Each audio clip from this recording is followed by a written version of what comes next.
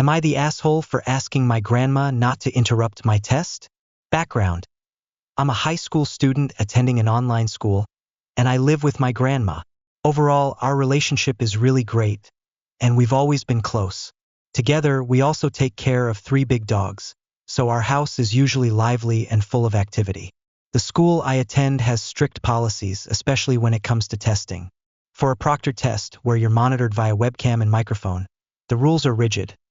No one else in the room, no talking, no noise, no distractions like barking dogs, and all electronic devices except the computer need to be out of reach. It's a serious setup that feels almost like a courtroom, and if any rule is broken, you risk your test being invalidated. To prepare for my test, I made sure to communicate everything to my grandma in advance. I let her know I had a test scheduled and explained the strict requirements. What happened? The test day started fine. I locked my barking dog outside to avoid noise interruptions, though I felt bad about it because she doesn't like being left out. I also shut my door and got everything ready for the exam. About 15 minutes into the test, my grandma started talking loudly on the phone in the living room. Although her voice was muffled since she was far from my room, it was distracting. I tried to focus, thinking it wasn't a big deal as long as the proctor couldn't hear it. But then things escalated. She decided it was the perfect time to replace the batteries in a remote control for our heated toilet seat. This wasn't an urgent matter. It wasn't like the TV remote stopped working while she was in the middle of her favorite show. It was just a minor household task that could have waited. Unfortunately, the batteries are stored in a closet right next to my bedroom. While still on the phone with her friend, she stood just outside my door, rummaging through the closet. She was talking loudly for a good 5 minutes while looking for the batteries. At that moment, I was torn between frustration and panic. The proctor could hear everything happening around me, and I was worried they might think I was talking to someone or being coached. Adding to my frustration, she knew the remote needed new batteries hours earlier but chose to deal with it during my test. Why she thought this was a good time is beyond me. What I did? I felt my focus slipping, so I decided to take a break. I explained the situation to the proctor, stepped out of my room, and addressed my grandma. I said, "Can you please not talk on the phone right outside my room?" My tone was firm, and while I didn't yell, I know I sounded upset. After my request, she stopped. But now she's acting cold and upset with me, as if I overreacted. My dilemma. Did I handle this situation poorly? I feel bad for upsetting her, but at the same time, I had tried to prevent this by warning her in advance. Was it unreasonable to ask for quiet during a critical moment like a proctored test? Reflection. From my perspective, I wasn't trying to attack her or be rude. It's just that proctored tests come with so much pressure, and even a small mistake could mean losing my chance to complete it. I also feel like I set clear expectations beforehand, and it was frustrating to have them ignored. On the other hand, I understand that this is her house, and maybe my tone rubbed her the wrong way. I just wish she could see how important that moment was for me. So, am I the asshole for asking my grandma not to interrupt my test? AITA for asking my future MIL to not go into /ask permission before going into the room we stay in at their house when we visit? We have been going to see my finances family for holidays for almost 5 years now. I love his parents and getting to see them for the holidays. However, both are in their mid-70s and staying with them can be a challenge at times.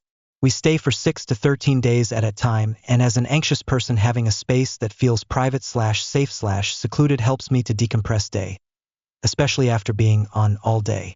We both work remotely, so in the days around each holiday we are usually teleworking from their house as well, which adds up to a lot of time there. For the most part, work days and the holiday itself are usually fine, except his mother is very overbearing. Putting it nicely, she is an exceptionally attentive host, however so much so that I am bombarded with questions, offers to get me coffee or foods, and immediate hugs and kisses, etc. This starts the second leave our room and enter common spaces. I understand that she is coming from a place of love and kindness, but it's overwhelming to step out of our room and immediately get offered everything in their home, and being greeted that way every single morning gets old very quickly. This usually continues throughout the day, being offered various warm weather clothes, gloves, hats, more food, water, soft drinks, which I have never drank in the 5 years of seeing her. repeatedly. Additionally, she goes into the room that we stay in to pick it up, emptying trash, giving us unasked for items or items she overheard us talking about, and generally is in and out of our space very casually. Again, I understand the place of care this is coming from, and it is her house. It makes me feel like a child with no privacy, and like I'm constantly having to prepare to politely decline things that we are fully capable of doing as adults. I've had conversations with my fiancé about how overbearing she can be when it comes to her hosting, and has private conversations with her. She reiterates that it's just how she was raised, and does not seem to understand at all how uncomfortable this makes me as a guest in her house. When says something to her in front of people, ex-mom, she knows where XYZ is. She gets upset and reminds everyone that she is still the host in her house. I fully understand her wanting to host well, but I've expressed many times that just having privacy / the feeling of privacy will make the largest difference in how comfortable I am in their house and make me feel respected. However, we have never been able to successfully get this adopted. It makes me feel silly to have to keep reiterating that if she could just ask before going into the room or not go in at all. But each time I have to, and it's like I'm doing something to be complaining, it's starting to feel like my fiancé is also getting sick of how I can't get over this. But it's honestly making me feel resentful towards her for not being able to understand something that feels so basic to me. Am I the asshole for bringing in my neighbor's cat even after they told me not to let him in? For context, I've always been an animal lover, especially when it comes to cats. A few months ago, I noticed a scruffy, skinny, dirty cat wandering around my neighborhood. He looked malnourished, his fur was matted, and he didn't have a collar, so I assumed he was a stray. I started leaving food out for him, and eventually he began to trust me enough to come closer.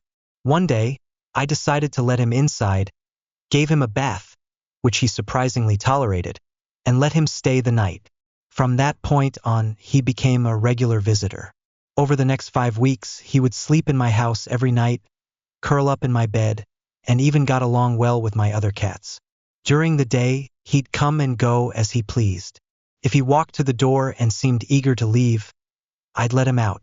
I was under the impression that he might have been a stray for years, especially since I'd seen him wandering the area for as long as I've lived here, about 4 years. However, something about his friendly behavior made me curious, so I decided to put a collar with my number on him, just in case he belonged to someone. That's when things got complicated. An hour after I placed the collar on him, I received a call. The man on the other end told me that the cat was theirs, that he was well cared for, and that they actually had 7 other cats. I was polite and asked if they wanted me to stop feeding him or letting him inside. At first, the man seemed indifferent, but then his wife got on the line and told me firmly to stop letting him into my house. I agreed, not wanting to cause any tension. After all, it's their cat, right? But here's where it gets tricky. For the past 3 nights, this cat has been sitting outside my gate or on my car, waiting to be let in. I've seen him there at all hours of the night, 3 p.m., 10 p.m., even 2 a.m., just sitting there, looking at my door. The weather has been getting colder, dropping to freezing temperatures at night, and it breaks my heart to leave him out there. Tonight, for example, it's 34 degrees. I opened my door, and from a block away, I saw him sprinting toward me. He came inside, rubbed up against my leg, and immediately went to his usual spot on my bed, purring contentedly. This situation is tearing me apart because, in my heart, I feel like his owners don't care for him as much as they claim. If one of my cats didn't come home after a single night, I'd be out searching, knocking on doors, and doing everything in my power to find them. But this cat had been sleeping in my home for over 5 weeks before they even noticed or reached out. That makes me question their attachment to him. Plus, I've seen this cat wandering outside for years, which doesn't seem to line up with their claims of being attentive owners. I understand that he might be one of their many cats, and maybe they think he's fine being outdoors, but from what I've seen, he craves attention and care. He doesn't just show up for food. He wants warmth, comfort, and companionship. When he comes inside, he doesn't just eat and leave, he stays, he cuddles, and he acts like he belongs here. So, am I wrong for letting him back into my house, even after his owners told me not to? Should I ignore him when he's sitting outside, shivering in the cold, waiting for me to open the door? Or am I overstepping by essentially adopting a cat that technically isn't mine? It's a tough moral dilemma, and I'd love some insight. Am I the asshole for cutting off my aunt? I've always had a complicated relationship with my family, both immediate and extended. But there was one person I could always count on, my aunt. She was my rock, the person who was always in my corner when the rest of my family wasn't. For years, she's been my safe place, and I owe so much of my stability to her. She's in her 90s now and faces significant challenges with her vision and mobility. For the past 15 years, I've been her everything, her chauffeur, personal shopper, banker, and general support system. I did it willingly and joyfully because of how much she's meant to me. But things recently took a turn. Last summer, she was hospitalized and needed time in rehab to recover. During this time, my 4 cousins, who had barely been involved in her life for years, suddenly started showing up. Their mother, my aunt's older sister, had passed away, and perhaps this brought them back into the picture. While my aunt was in rehab, they decided to help by cleaning her house. On paper, this sounds kind, but in practice, it was a disaster. My aunt relies on consistency. She can't see well and needs things to be exactly where she left them. The cousins didn't consult her on anything, moving items all over the house. It took me over 3 hours to just get her kitchen back to a functional state. My aunt, being the gracious person she is, didn't say a word because she didn't want to seem ungrateful. Then, 2 days ago, she dropped a bombshell on me. She told me she was selling her house to one of my cousins. This was devastating news for me because, for years, her will had left the house and its contents to me. This wasn't just about sentimentality or the value of the property. It was a crucial part of my long-term financial planning. The plan was to rent out the house after she passed, creating an income stream that would help secure my future. She had always been clear about this, and I thought we were on the same page. Hearing this news felt like being blindsided. I've given her everything. My time, my energy, and my love, without asking for anything in return. Now, it feels like all of that has been erased. I understand that it's her house, her decision, and her right to do what she pleases with it. But her choice to sell it to my cousin makes me feel discarded. Like all the sacrifices I've made over the years meant nothing. I told her that while she's free to make her own decisions, there would be consequences. I can't see myself continuing this relationship when the betrayal feels so raw. The thought of seeing her again is unbearable right now. It's just too painful. My family, of course, thinks I'm the bad guy for stepping back. They say I'm being selfish and cruel. But my friends and therapists tell me I have every right to establish boundaries and protect myself from further hurt. Am I wrong for feeling this way? Should I continue to be there for someone who, despite all I've done, seems to have cast me aside in favor of people who were largely absent until recently? Or am I justified in walking away to preserve my own emotional well-being? I genuinely don't know. Am I the asshole for expecting my brother to help me out? I'm 18, female, and my life is exhausting right now. I'm balancing nearly full-time work, 5 days a week, while also taking 4 advanced placement classes, preparing college admissions, and playing a sport. On top of that, I'm often tasked with watching my 15-year-old brother. I don't mind helping out, but the responsibilities at home are getting overwhelming. On nights I'm not working, I'm expected to make dinner, do the dishes, and handle all the household chores. While I don't disagree with doing chores, I find it frustrating that my brother, who is 15 and completely capable, isn't asked to do much of anything. He's smart, capable of cooking for himself, and has plenty of free time compared to me. Lately, I've started asking him to do simple tasks like putting away food or cleaning up the dishes after we eat. It's a small ask that would give me a little more time to focus on schoolwork or relax during the tiny amount of downtime I have. But here's the thing, he rarely does it. Instead, he spends his evenings playing video games from after school until 9 p.m., often yelling at the TV. Even when my parents tell him to stop playing, he doesn't listen.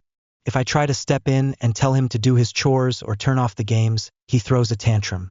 Worse, he calls my parents, and they end up scolding me for parenting him or not taking care of things myself.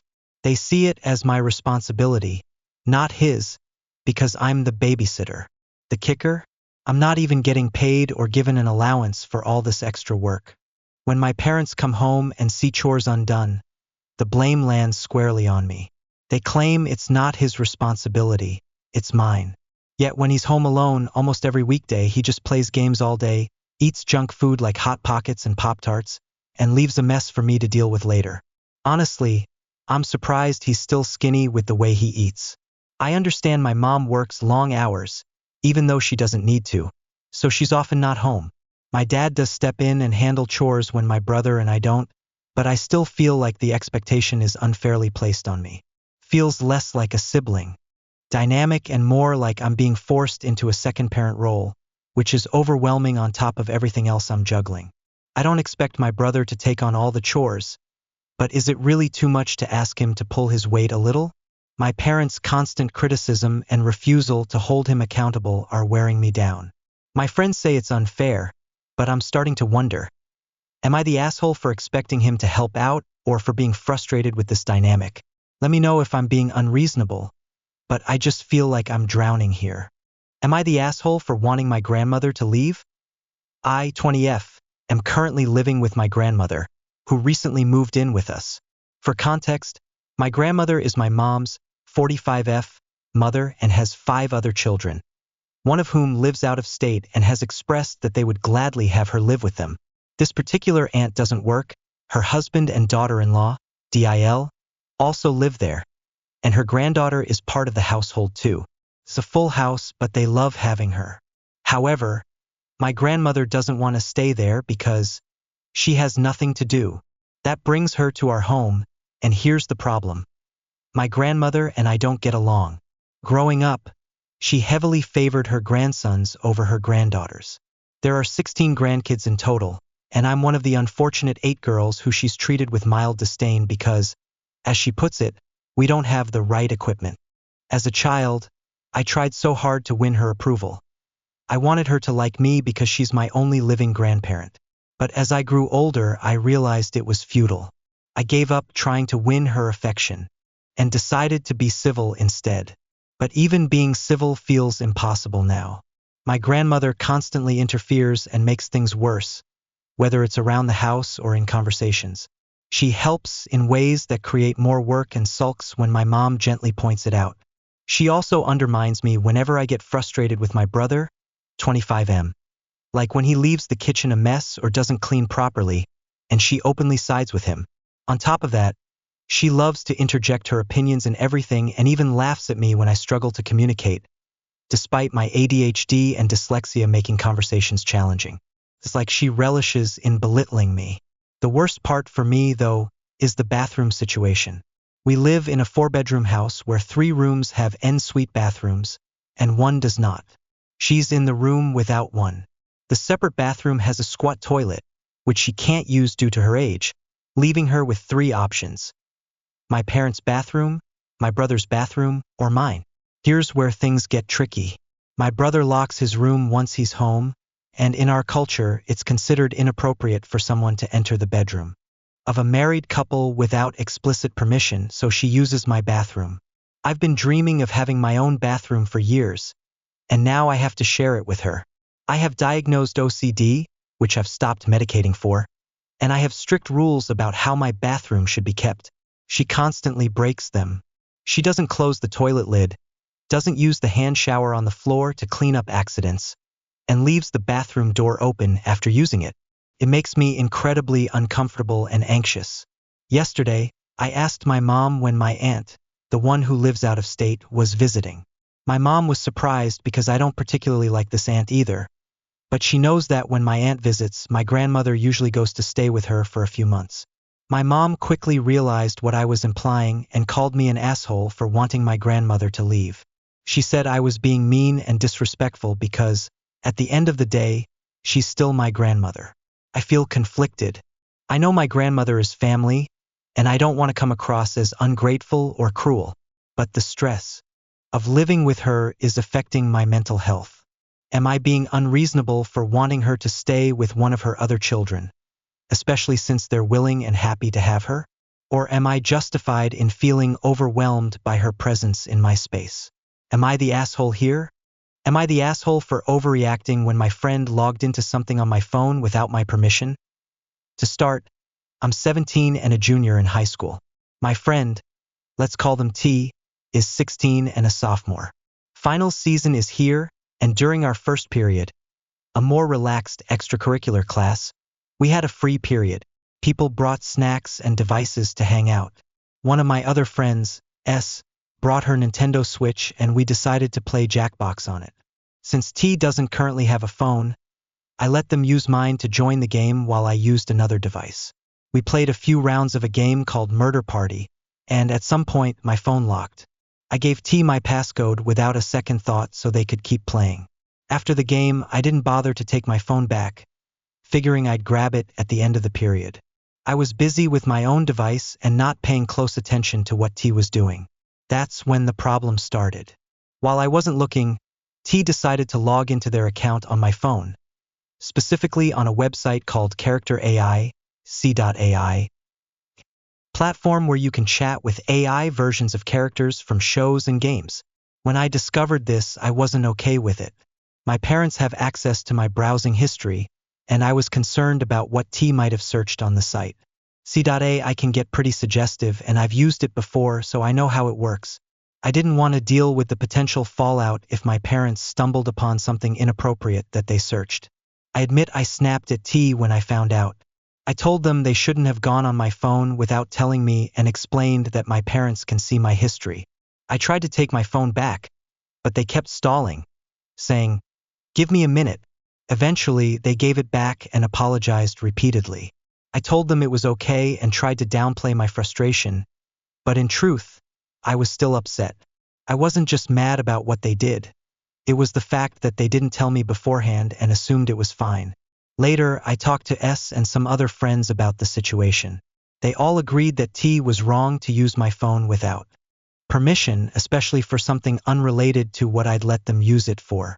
But I still feel guilty for snapping. I know high schoolers, myself included, can be irresponsible and make impulsive decisions, so maybe I overreacted? On one hand, I think it's fair to be upset about someone breaching boundaries like that. Logging into an account on someone else's phone without asking is definitely crossing a line. On the other hand, T's apologies seem genuine, and I wonder if my harsh tone was unnecessary, especially since they're younger and probably weren't thinking about the consequences. So, am I the asshole for snapping at T, or were my feelings justified given the situation? Am I the asshole for not wanting to live with some of my current roommates after how things turned out in the house? I, 20M, currently live with 5 other guys, all 20M, in a university house. Initially, things were good. We all got along well enough to decide to live together after meeting in our first year of college. 2 of the guys, however, have never gotten along. One of them is my close friend from high school, who I'll call Dan, and the other is one of the roommates the rest of us met in college. Over time, tensions escalated, and by mid-November, the conflicts reached a breaking point, prompting a discussion about splitting up for the next year. Before the big blow-up, one of the roommates casually suggested to me that if Dan moved out, we could just replace him with someone else. I didn't give a firm response at the time because I didn't want to get involved in taking sides. After things reached a boiling point, we held a house meeting where it was decided that we'd all go our separate ways for our final year. The meeting itself felt like it unfairly framed Dan as the problem, which didn't sit well with me or another close roommate. Dan had been making efforts to resolve the conflict, while the other party seemed to escalate things. After the meeting, I decided I didn't want to continue living with the roommates who had contributed to the toxic environment, particularly the one who had ongoing issues with Dan. I also had smaller issues with another roommate, not enough to dislike him as a person, but enough to make me hesitate about living with him again. I told Dan and my other close roommate that I was planning to move on, but I didn't feel the need to notify the others explicitly. Things took a turn when one of the roommates asked if I planned to live with them next year. I said no, which upset them. They were angry for 2 reasons. First, because I hadn't made my intentions clear earlier, and second, because they felt hurt that I didn't want to live with them. One of them, who wasn't involved in the major conflict, became especially angry and accused me of being racist because I didn't have what they considered a good reason not to live with them. They pressed me to explain, so I shared my reasons, but since then we haven't spoken. I feel conflicted. On one hand, I can understand why they might feel hurt or blindsided, especially if they thought things were fine between us. On the other hand, I feel like their reaction, particularly the racism accusation, is over the top, especially considering how the conflict with Dan was handled and the toxic environment it created. My decision to not live with them isn't personal in the sense of disliking them as people. It's based on how I saw them act as roommates and how I think it would affect my peace of mind moving forward. To me, it feels unreasonable for them to expect me to want to live with them after everything that happened. I didn't feel obligated to have a formal discussion about my housing plans because the meeting made it clear we were all splitting up. Still, I'm questioning whether I should have communicated more openly. So, am I the asshole for not wanting to live with some of my current roommates next year and for how I handled it? Am I the asshole for not letting my parents come over for Thanksgiving evening/Friday? Hi all. I'm genuinely struggling with this and need some perspective. Am I overreacting? Or was I justified in standing my ground? Let me set the scene. I grew up in a family where boundaries around visits were, let's say, non-existent. It was completely normal to drop by my grandparents' house unannounced. Sometimes we'd call an hour before arriving, or even show up to stay the weekend with only a day's notice. As a child, I didn't question it, it was just the way things were. But as I got older, particularly in my teenage years, I started to feel frustrated by the lack of planning. I craved structure and the ability to mentally prepare for visits, but I never pushed back because, well, that's just not how my family operates. Fast forward to today. I'm 30 years old, married, and a stay-at-home mom to 3 kids under the age of 5. My husband works full-time as the sole breadwinner, and we live 3 hours away from my parents. We see them about 3 to 4 times a year, which feels reasonable given the distance and the chaos of raising small children. 3 weeks before Thanksgiving, I called my parents to figure out plans. I wanted to coordinate early because with little kids, things need to be planned out. My mom casually mentioned they were going out of state for Thanksgiving, so I assumed they'd be unavailable. I told her, all right, I'll let father-in-law know we're free, and made plans to have Thanksgiving dinner at my father-in-law's house, which is only a 20-minute drive from us. A week later, I find out their Thanksgiving plans weren't even on Thanksgiving Day. It was actually a family reunion happening the Saturday before Thanksgiving. At this point, I figured they weren't planning to see us at all for the holiday, which was fine. I'm used to rolling with the punches when it comes to my parents. Then comes the twist. It's the Tuesday night before Thanksgiving, at 11 p.m., when my dad calls me out of the blue. He tells me that he and my mom are coming up to visit his father, my grandfather, who lives about 30 minutes from us. My dad then casually announces, "Oh, and we're planning to stay at your house for the night." I was caught completely off guard. I told him, "We'll be at father-in-law's for most of Thanksgiving Day, so I'm not sure we'll be able to meet up," but he brushed that aside, saying, "No worries. We'll just come to your house Thursday evening and leave Friday early afternoon." Now, here's the thing. My husband works from home on Fridays. He's had a rough month at work. HR is watching him like a hawk because of a few tardies. He needs absolute focus, especially since he's the sole provider for our family. The last time my parents visited while he was working, it was a disaster. Despite my reminders to keep the kids quiet and avoid distractions, they constantly interrupted him with questions, noise, and chaos. My kids, naturally, got excited having their grandparents around and were bouncing off the walls. It's not a situation we can afford to repeat. I explained this to my dad as gently as I could, emphasizing how important it is for my husband to have a quiet work environment. My parents didn't take it well. My dad scoffed, "Can't he just shut the door and work in the bedroom?" My mom chimed in, "Why can't he just go into the office for the day?" I tried to stand firm, explaining that we'd already made plans for Thanksgiving and that I'd called them weeks ago to figure this out. But they hadn't mentioned visiting until less than 48 hours before their arrival. The conversation got tense. My dad muttered something about how we never make time for family anymore, and my mom sounded upset as she said, "We just want to see you and the kids. Why is that so hard?" I felt torn. I love my parents, and I want my kids to have a good relationship with them. But I also feel like they don't respect my time, my husband's job, or the fact that I'm trying to raise 3 little kids with some semblance of order. After hanging up, I felt awful. I started second-guessing myself. Should I have just let them come and figured it out? Was I being unreasonable by standing my ground? I'm trying to balance my parents' desire to visit with the reality of my family's needs, but I feel like I'm being pulled in 2 directions. So here I am, asking what is the proper amount of notice a parent should give for wanting to stay at their adult child's house? And ultimately, am I the asshole for saying no to my parents coming over on such short notice? What do you think? Am I overreacting? Or did I make the right call? Am I the asshole for being ungrateful about what my parents bought me? Hi everyone. I'm feeling really conflicted and could use some outside opinions on this situation. Am I being an ungrateful jerk? Or do I have a point? For context, I'm in my late 20s and currently living with my parents while saving up to buy a house. I'm incredibly thankful for their support and generosity.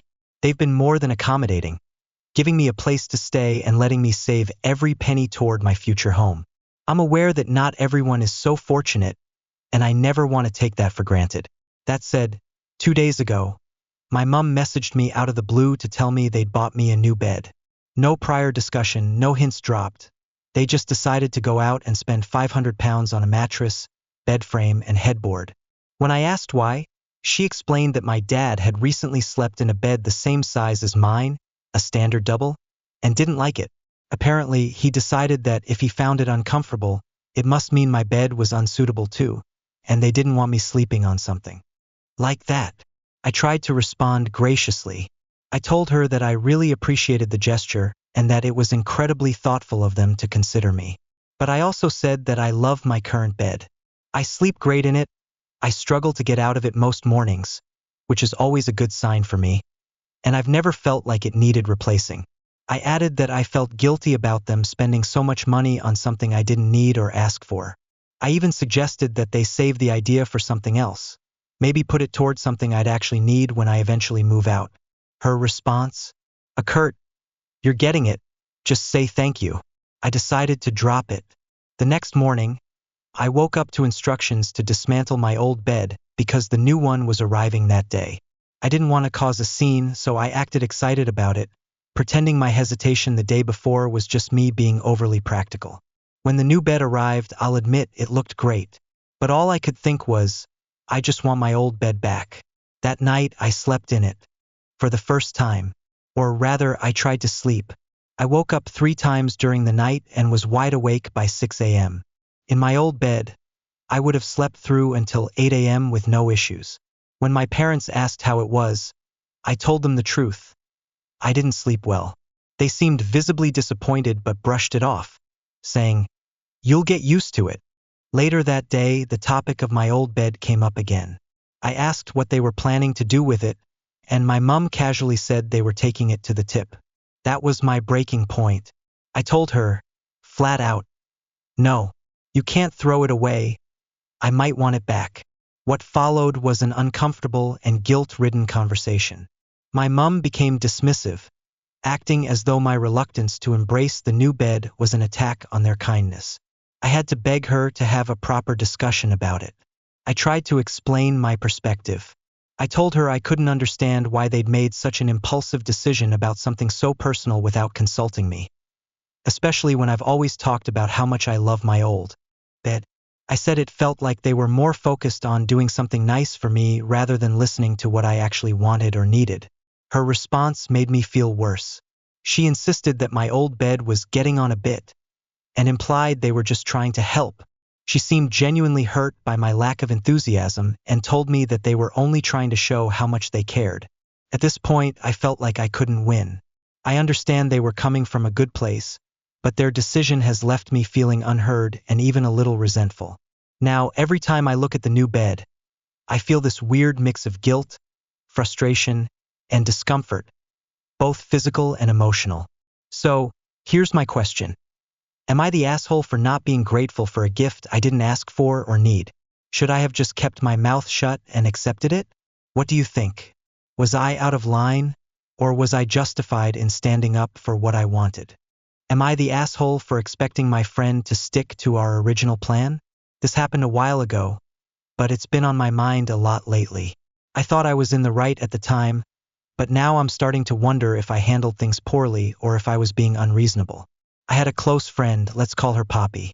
We were practically inseparable, but our personalities could clash at times.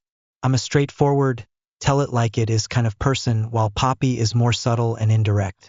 We're both pretty sensitive, so while we often disagreed, we always managed to work things out through honest conversations. At least that's what I thought.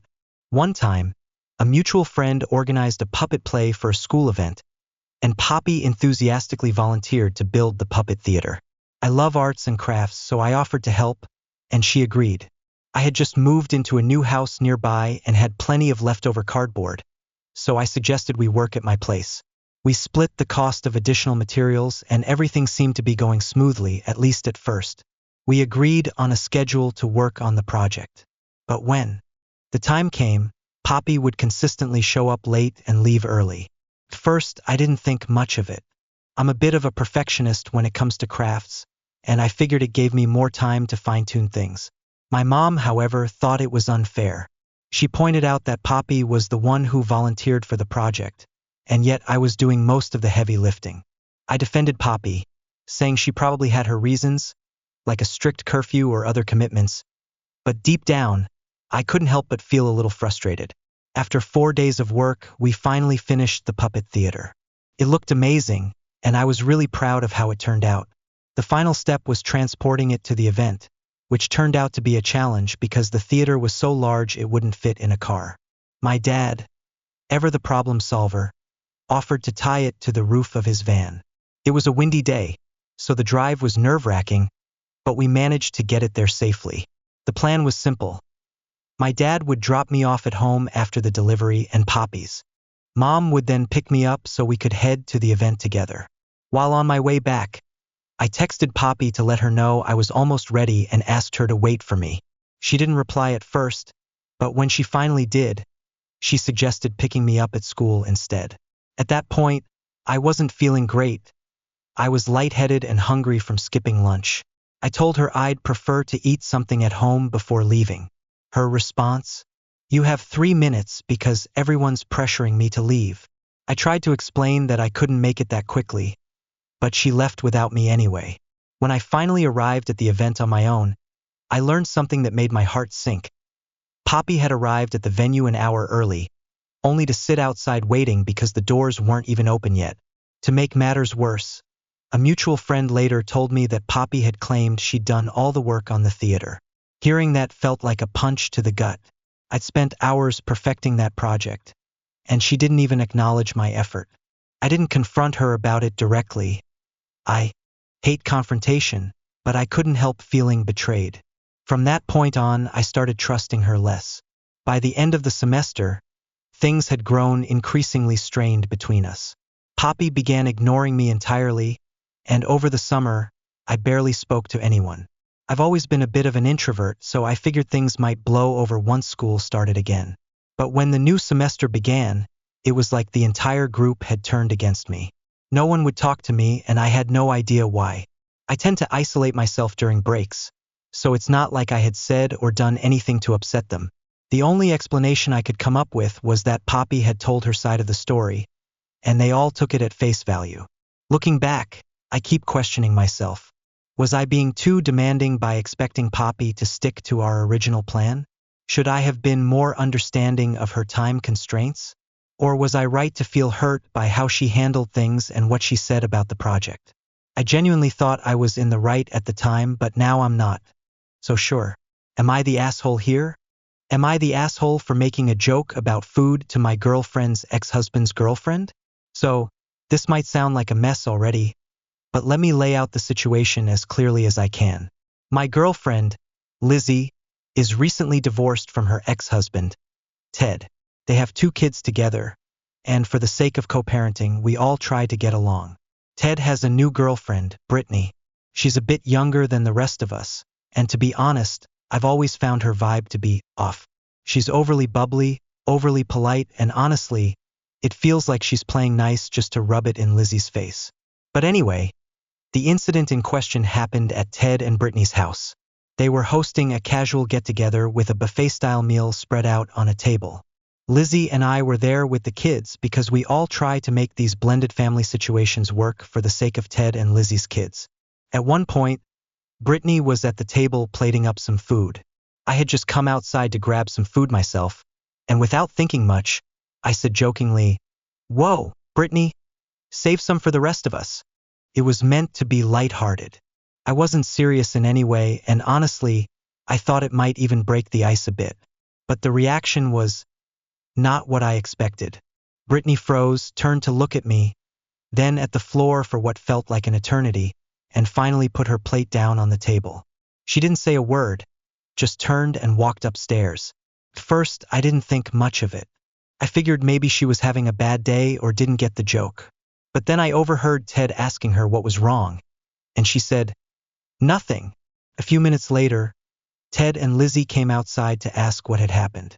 I shrugged and said, "Nothing happened," but Lizzie's oldest piped up, saying, "You said something to her, and then she just put her plate down."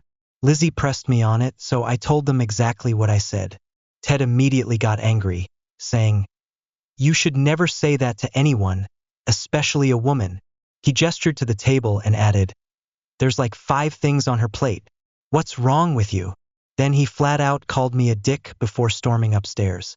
Brittany never came back down for the rest of the evening. Lizzie wasn't thrilled either. She asked me why I felt the need to say anything at all, reminding me that she actually likes Brittany. I tried to explain that it was just a joke. I wasn't trying to make her feel bad. Lizzie pushed back, saying I didn't need to put Brittany down to prove a point, especially since Brittany had never been rude or disrespectful to me. Now, I'll admit something here. I've always had a bit of a chip on my shoulder about Brittany. She's younger than the rest of us, and while I wouldn't say she's the reason Lizzie and Ted's marriage ended, Ted's the one at fault there. I can't help but feel like Brittany's overly bubbly, sugary sweet personality is fake. She's always trying to act so nice, to Lizzie especially, and it feels like she's patronizing her. That said, I didn't mean for my comment to hurt her. I've made similar jokes with my own friends and family, and no one's ever taken it personally. But Lizzie reminded me later that Brittany had once mentioned she's self-conscious about how people perceive her around food. I honestly had forgotten all about that. Now, I feel terrible that my dumb attempt at humor clearly struck a nerve, but I also can't help but think Ted's reaction was over the top. He didn't have to escalate things by calling me a dick in front of everyone. So here I am, asking, am I the asshole for making a joke that upset Brittany, even if I didn't mean for it to? Am I the asshole for not going to my brother's wedding? To set the scene, I'm 26 years old and currently planning my own wedding, scheduled for May 2025. My fiancé and I have been working on this for quite some time, and we announced the date to our families back in July 2024. We've been meticulous in our planning because we're also going on a honeymoon right after the wedding, a 2-week trip to Europe. This trip is already booked and mostly paid for since August 2024. Here's where things get complicated. My older brother, who is 28, recently got engaged in September 2024. I wasn't invited to the engagement celebration, nor was I even told about it ahead of time. Instead, I found out the next day through a Facebook post. Needless to say, I was upset. He's my brother, and I thought we were close enough that I'd be one of the first to know about such a significant life event. When I expressed my frustration, he called to explain his reasoning for keeping me in the dark. His justification: I figured you would tell your fiancé, and she'd tell my fiancé and ruin the surprise. This made me feel blindsided and, frankly, a little insulted. My fiancé understands the importance of an engagement and would never spoil something like that. It felt like he didn't trust me, or her, and I've struggled to shake off that hurt. Fast forward to the wedding plans. They've decided to have their wedding in March 2025, just 2 months before mine. That's a tight window, and it creates a lot of logistical challenges for me and my fiancé.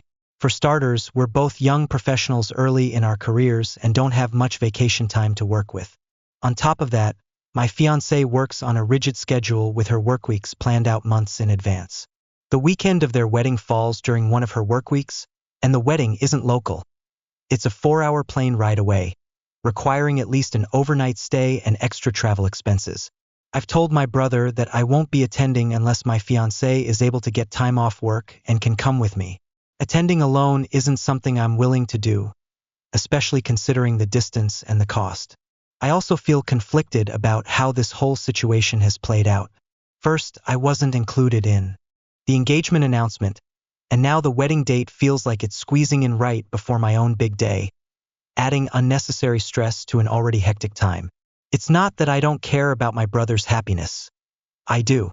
But given the timing, the circumstances, and how things were handled, I feel justified in prioritizing my own life and commitments. As it stands, my fiancé and I plan to attend if both of us can make it work.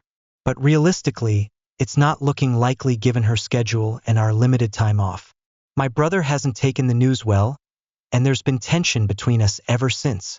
So, am I the asshole for not attending my brother's wedding under these circumstances? Or am I being reasonable by setting boundaries and focusing on my own plans? Am I the asshole for leaving all my friends behind for absolutely no reason at all? Yeah, it's exactly what it sounds like. I 15M up and ghosted my entire friend group, including my best friend, for no real reason. Or maybe there is a reason, but it feels so small and stupid now that I can barely justify it. Here's the deal.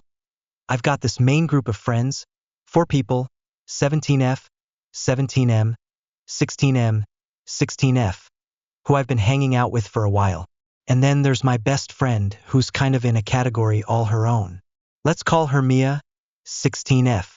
She's not part of the group, but she's the one person I really feel understands me on a deeper level. Or did understand me, before I went and blew everything up. The group started drifting apart from me first. Their interests shifted, they all started watching the same videos, playing the same games, and I just didn't care about any of it. Meanwhile, I got sucked into my own little hyperfixations. Yeah, I'm autistic, so that's par for the course. But I didn't have the energy or the desire to try and keep up with them anymore. Was tired of feeling left out, tired of comparing myself to them, tired of everything. So I bailed. I deleted Instagram and just stopped talking to everyone. No explanation, no warning. It was supposed to be a temporary break, just enough time for me to breathe and figure things out. I told myself I'd come back when I felt ready. I even told Mia, I'll reply tomorrow. But tomorrow never came. Now it's been 3 weeks, and I know Mia's mad at me. And honestly, she has every right to be. Mia's not just anyone. She's one of the few people I've ever felt really understood me, cringy hyperfixations and all. We've always treated each other as equals, which is rare for me because I've got this whole superiority-inferiority complex going on with most people. But with Mia, it wasn't like that.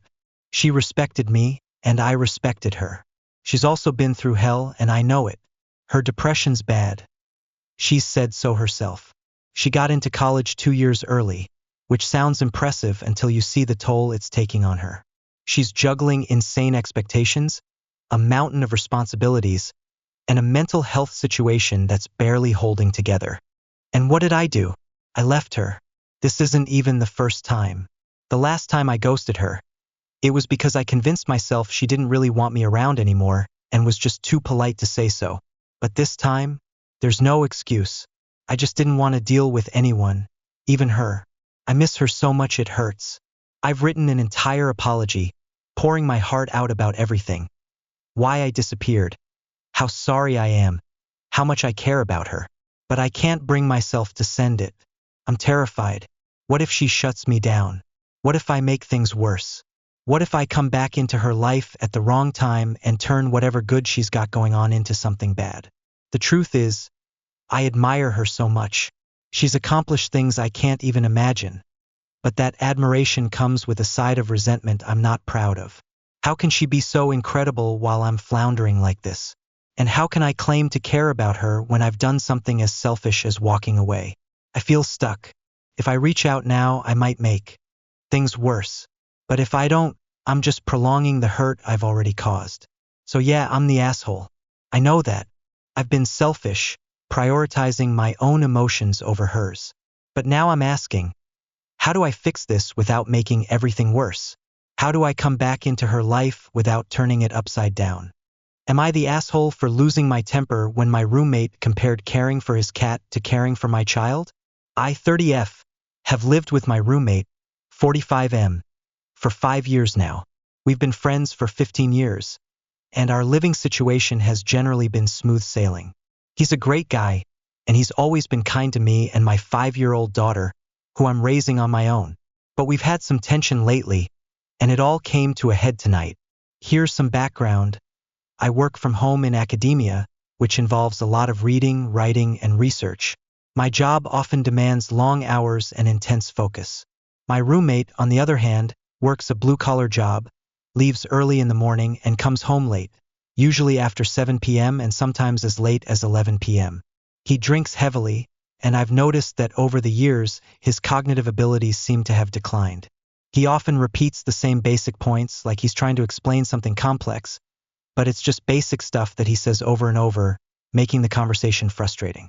I'm a decade and a half younger than him, and I don't drink, so I tend to be more focused and sharp. It's not that I'm trying to be rude or dismissive, but sometimes he'll repeat himself 5 times, and it gets under my skin. 3 years ago, he brought home 2 kittens, a black one and a white one. He takes care of them, but I also spend time with them during the day since he's gone for long stretches. 6 months ago, the black cat went missing for 5 days after someone, not me, accidentally let her outside. I searched for her, found her location, and told him where she was. A month ago, the white cat ran away after getting spooked by something, and unfortunately, she was hit by a car. He found her, came home crying, and slammed the door. I had to go out and retrieve the cat's body, bring it back, and help him bury her. Since then, the black cat has been more persistent about trying to get outside. Every time the door opens, she meows loudly and waits by it, hoping to escape. I've had to rescue her a few times, even once pulling her out from under a car where she was hiding. Tonight, I was decorating the Christmas tree with my daughter when my roommate came home. We must have had the door open for a second, and of course, the black cat bolted out. My roommate asked me where the cat was, and I genuinely thought she was still inside. He went out to look for her, and a few minutes later, came back with her in his arms. He told me, "From now on, not cat outside." I explained that I didn't let her out on purpose, and if I'd noticed, I would have stopped her. I also said that with everything I have going on, working from home, caring for my daughter, cooking, cleaning, etc., sometimes I don't notice the cat trying to escape. She's small, black, and our floors are dark, so I can miss her movements, especially when I'm juggling everything at once. Then he made a comparison that really set me off. He said, "We had a rule that we wouldn't let your daughter on the balcony unsupervised." I responded, "Yeah, of course, but you can't compare caring for your cat to caring for my child." And he shot back, "Well, that says everything about the type of mother you are." And I just lost it. I've been under a lot of stress lately. Work deadlines, holiday preparations, and the usual juggling act that comes with being a single mom. I didn't have the energy to calmly explain myself, and frankly, I was really hurt by his comment. He stormed off into his room with the cat, slammed the door, and told me to leave him alone like a petulant child. I started shouting at him, and I'm not proud of how I reacted, but here's what I said. "You can't possibly think I should be giving your cat the same level of care as I give to my daughter." He actually confirmed that I should treat his cat like my child. "You're gone 12 to 14 hours a day, 6 days a week, and I'm the one here with the cat all day. I stay home with the cat while you're at work, and yet you expect me to keep an eye on her constantly. What if my daughter opens the door for a second and I don't notice?" I asked him how I'm supposed to account for that, and he responded, "Then you're not watching your daughter. Our apartment is on the 2nd floor, and if she fell from the balcony, it could be dangerous. But I'm supposed to be perfect, apparently. If I'm going to get yelled at every time the cat slips outside, then I don't want any responsibility over her." He responded, "See, I knew you didn't care about my cat. I'm so frustrated because I spend time with her, keep her company, clean up after her messes, and I never complain about it. The legal and moral responsibility for a child is not the same as it is for a cat. He said, "She's a loved one." I retorted, "Well, if we're going down that road, I could accuse you of neglect because you leave your cat alone for 72 to 100 hours a week. I just lost my temper because this is the last thing I need right now.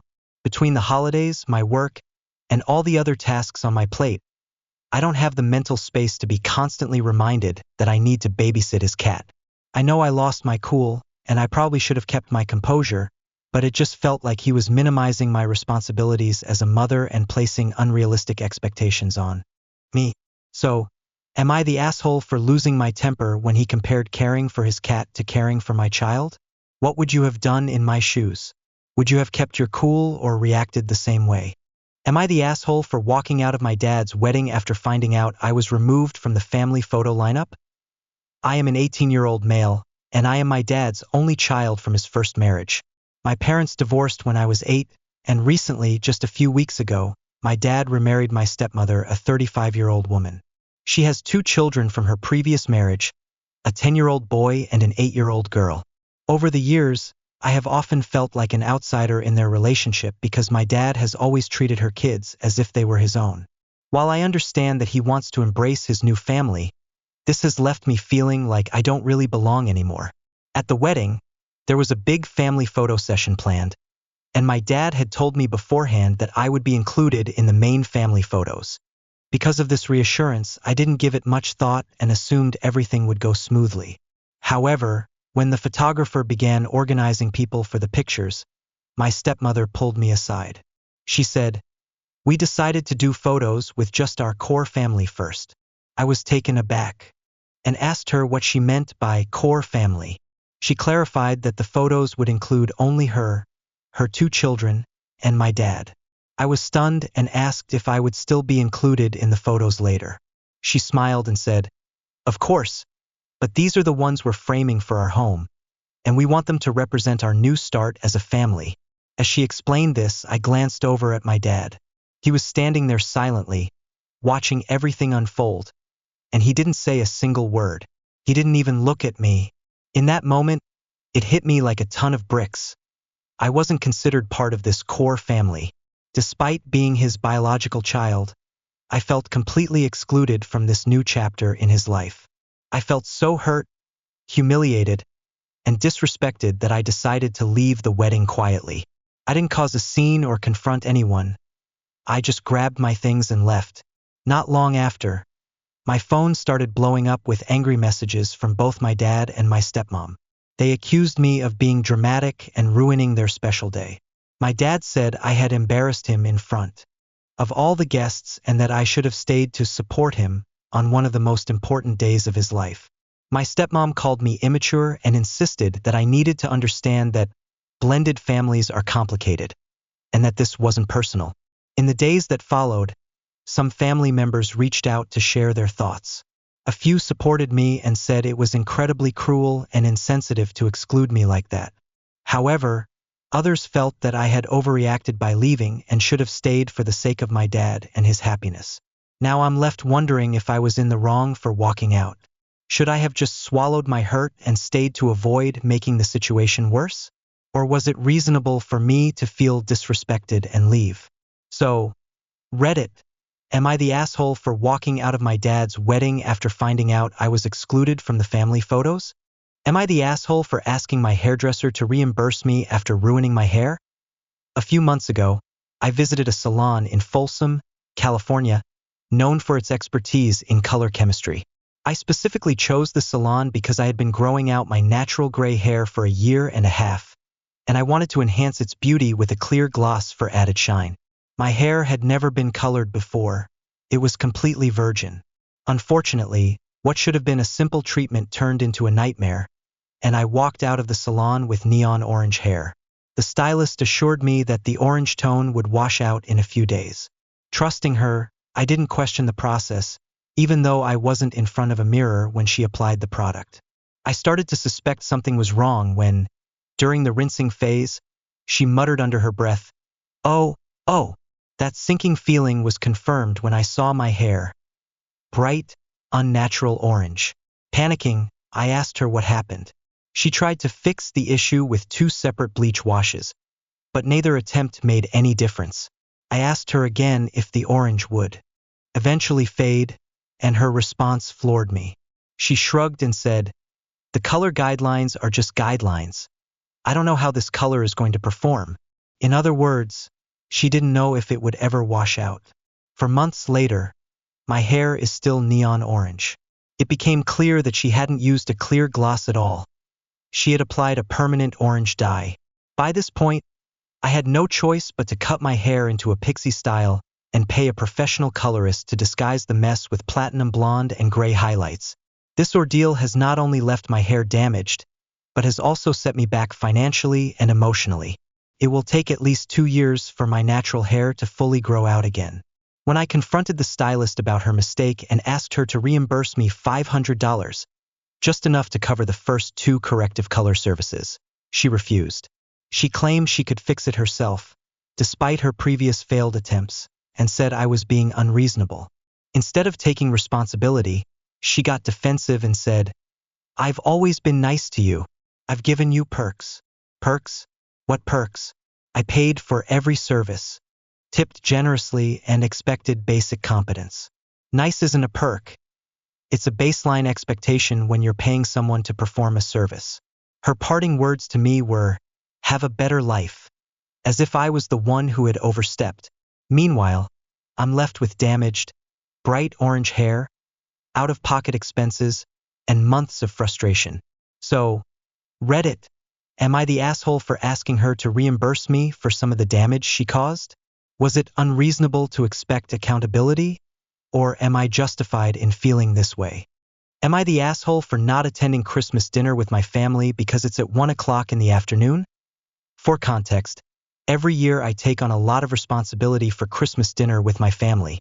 I buy the turkey, which costs around £130, dry brine it for 2 days, cook it, transport it to my mom's house, and then prepare all the trimmings while I'm there. As you can imagine, this involves many hours of work on my part. To pull everything off in time for a 1 o'clock dinner, I have to wake up at 7 a.m. and spend the entire morning cooking and organizing. This schedule leaves little room for my partner and me to enjoy Christmas morning together. Ideally, we'd like to wake up, have coffee, spend some time together, open presents, and maybe enjoy a light breakfast before starting on dinner preparations around midday. The 1 o'clock meal timing not only disrupts this but also feels unnecessary.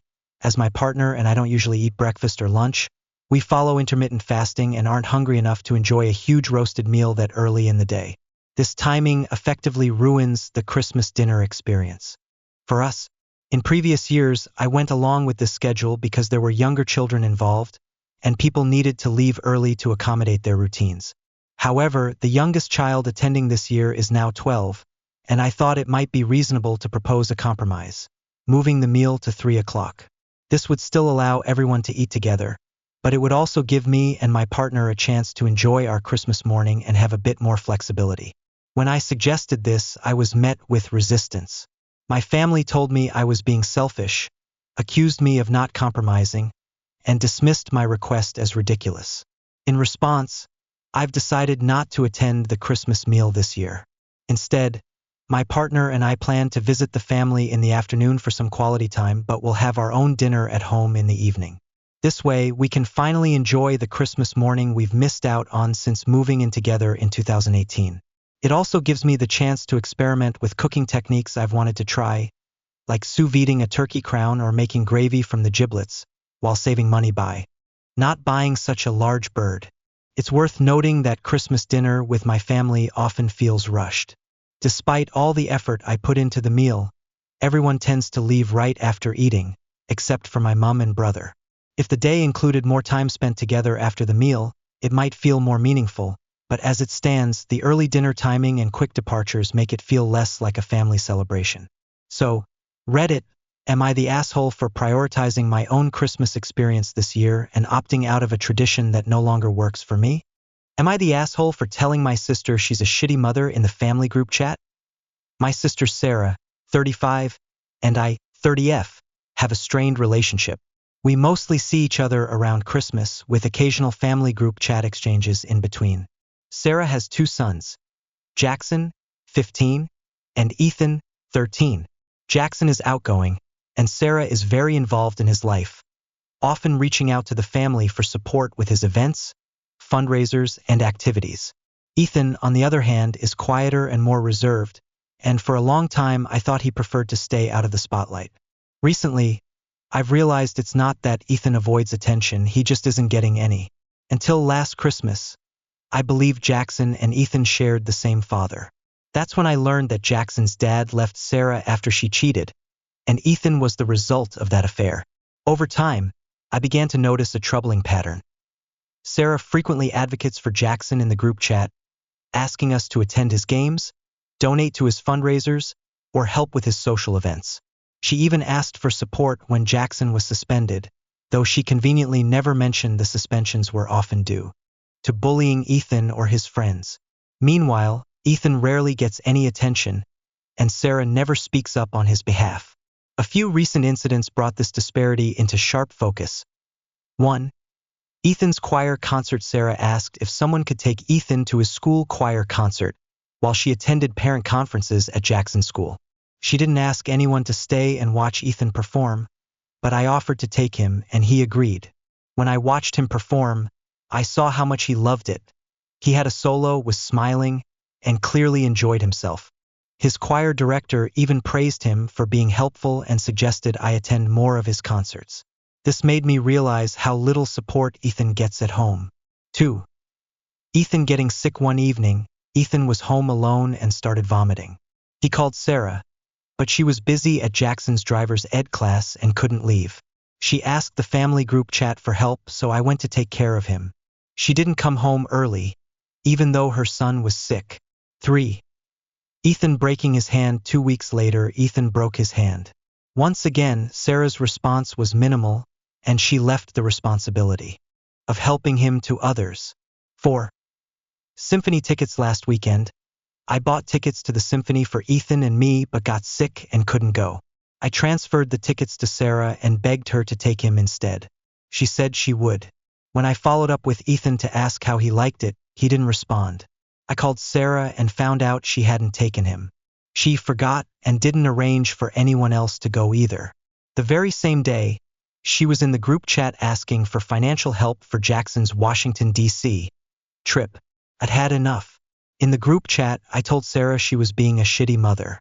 I pointed out how she constantly prioritizes Jackson while neglecting Ethan and suggested that her treatment of Ethan might stem from subconscious guilt about her affair or favoritism she learned from our parents. I told her she needed to step up for her son. This caused an uproar in the group chat. While some family members agreed with me, others thought I went too far, and Sarah, of course, labeled me the biggest asshole. ####, was I the asshole?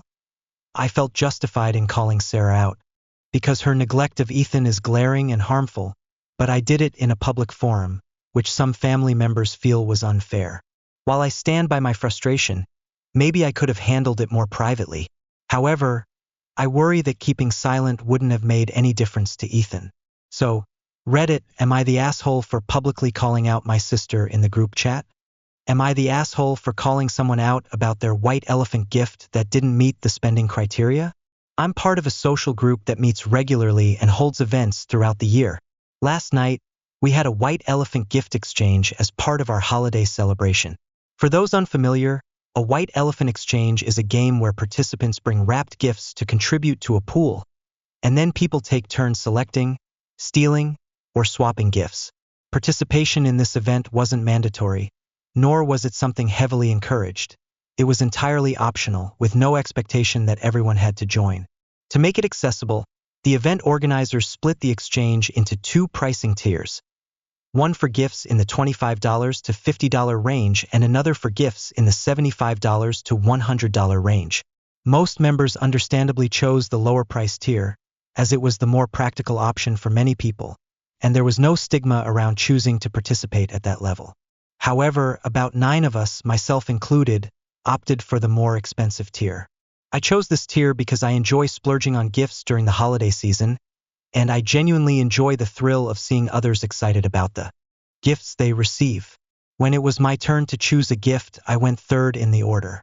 I picked a beautifully wrapped package, assuming that the care taken with its presentation might reflect the thoughtfulness of the gift inside. Unfortunately, I was disappointed when I opened it. Inside was a small hot chocolate set, the kind you could pick up on clearance at a local discount store. To put it mildly, it fell far short of the $75 to $100 tier we were participating in. Honestly, it probably wouldn't have even met the lower tier criteria. As I sat there trying to mask my disappointment, I couldn't help but notice the awkward atmosphere that followed. Several other members exchanged uneasy glances, and it was clear from their expressions that they felt the same way I did. My attention eventually landed on one member, Jen, who was visibly avoiding eye contact and looked embarrassed. I started to piece things together in my head and began to suspect that she was the one who had brought the gift. As the game progressed, Jen eventually selected a gift, a brand new Keurig coffee maker, which was easily one of the more coveted items in the exchange. Naturally, no one chose to steal the hot chocolate set from me, leaving me stuck with it. I admit, I felt a little bitter about the situation. While I understand that the spirit of the game is about having fun and not necessarily about receiving something amazing, it felt unfair. Jen had contributed a gift that didn't follow the rules, fully aware that she'd walk away with something much more valuable. Rather than making a scene, I decided to speak privately with the leader of our group to express my concern. She admitted she wasn't thrilled about the situation either. She even shared that she had spoken to Jen beforehand, encouraging her to participate in the lower price tier if she wanted to join the game, especially since Jen's financial struggles were well known within our group. However, Jen had insisted that she could manage the higher tier gift and assured the organizer it wouldn't be a problem. The leader asked me to keep the peace for the remainder of the evening to avoid disrupting the festivities. I agreed, putting on a polite face and refraining from mentioning the gift for the rest of the night. Despite my frustration, I didn't want to ruin the mood for everyone else. The next morning, I woke up to a lengthy series of text messages from Jen. In her messages, she accused me of demeaning her by complaining about her gift. She wrote about how I couldn't understand what it's like to struggle financially and how people like me, who can afford to throw money away, shouldn't look down on others who are less fortunate. Jen also argued that her financial situation shouldn't exclude her from participating in events like this or from enjoying nice things.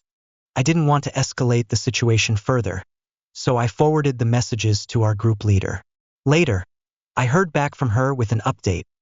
Jen had been removed from the social group entirely. The leader explained that this wasn't an isolated issue. Jen had a history of creating tension and disregarding guidelines for group events. While this decision wasn't made lightly, the leader felt it was the best course of action for the group's overall harmony. Now, as I sit with this situation, I can't help but feel a pang of guilt. I know how much being part of this group meant to Jen. She's faced a lot of hardships in her life, and I don't harbor any ill feelings toward her.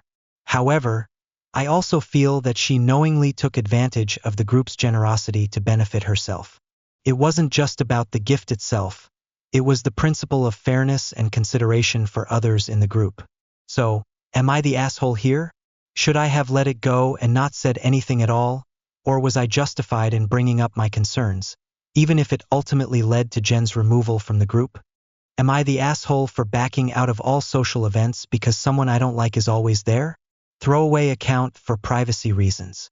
I need an unbiased opinion because everyone I've asked so far is too involved to give me an impartial view, and their opinions are completely split. I'm a 25-year-old woman, and there's this woman named Ellie who's 28 that I really don't like. We work together at one of my 2 jobs, this will be relevant later, and I've had to deal with her in a professional setting for a while now. From the beginning, I found her personality grating. She's very loud, overly performative, and often seems to do things purely for attention. On top of that, I've caught her lying about random things to our coworkers on multiple occasions. These aren't lies that directly harm anyone, but they're unnecessary and just leave me with a bad impression of her. Because of all this, I limit my interactions with Ellie at work to only what's absolutely necessary. A few months ago, I was out at a bar with my core group of friends, which consists of 9 of us in total. Ellie just so happened to be there coincidentally. She spotted me and came over to say hi, but instead of just exchanging a quick greeting and moving on, she ended up joining my friend's table. Since then, Ellie has somehow become part of our social group. She's been fully embraced by my friends and is now in our group chat. My friends are well aware of how I feel about Ellie. I've been open with them about my experiences with her at work, including the behaviors that bother me, like her constant lying and attention-seeking antics. They've heard all about her crazy behavior at work and know that I find her exhausting to be around. Despite this, the majority of my friends seem to genuinely like her. While they acknowledge her quirks, they don't see them as a big deal. For the record, I don't think Ellie is an awful person or has malicious intent. I just find her personality completely incompatible with mine. The problem is that Ellie is now invited to nearly all our group plans. It's become almost impossible to attend anything without her being there. First, I tried to brush it off. I told myself I could suck it up and tolerate her for a few hours here and there, but as time went on, it became harder and harder to justify spending my limited free time in her presence. Here's the thing. I work 2 jobs and my schedule is pretty demanding. I usually only get 1 full day off every week or 2, depending on how my shifts align. That 1 day off is precious to me. It's the only time I have to relax, recharge, and do something I actually enjoy.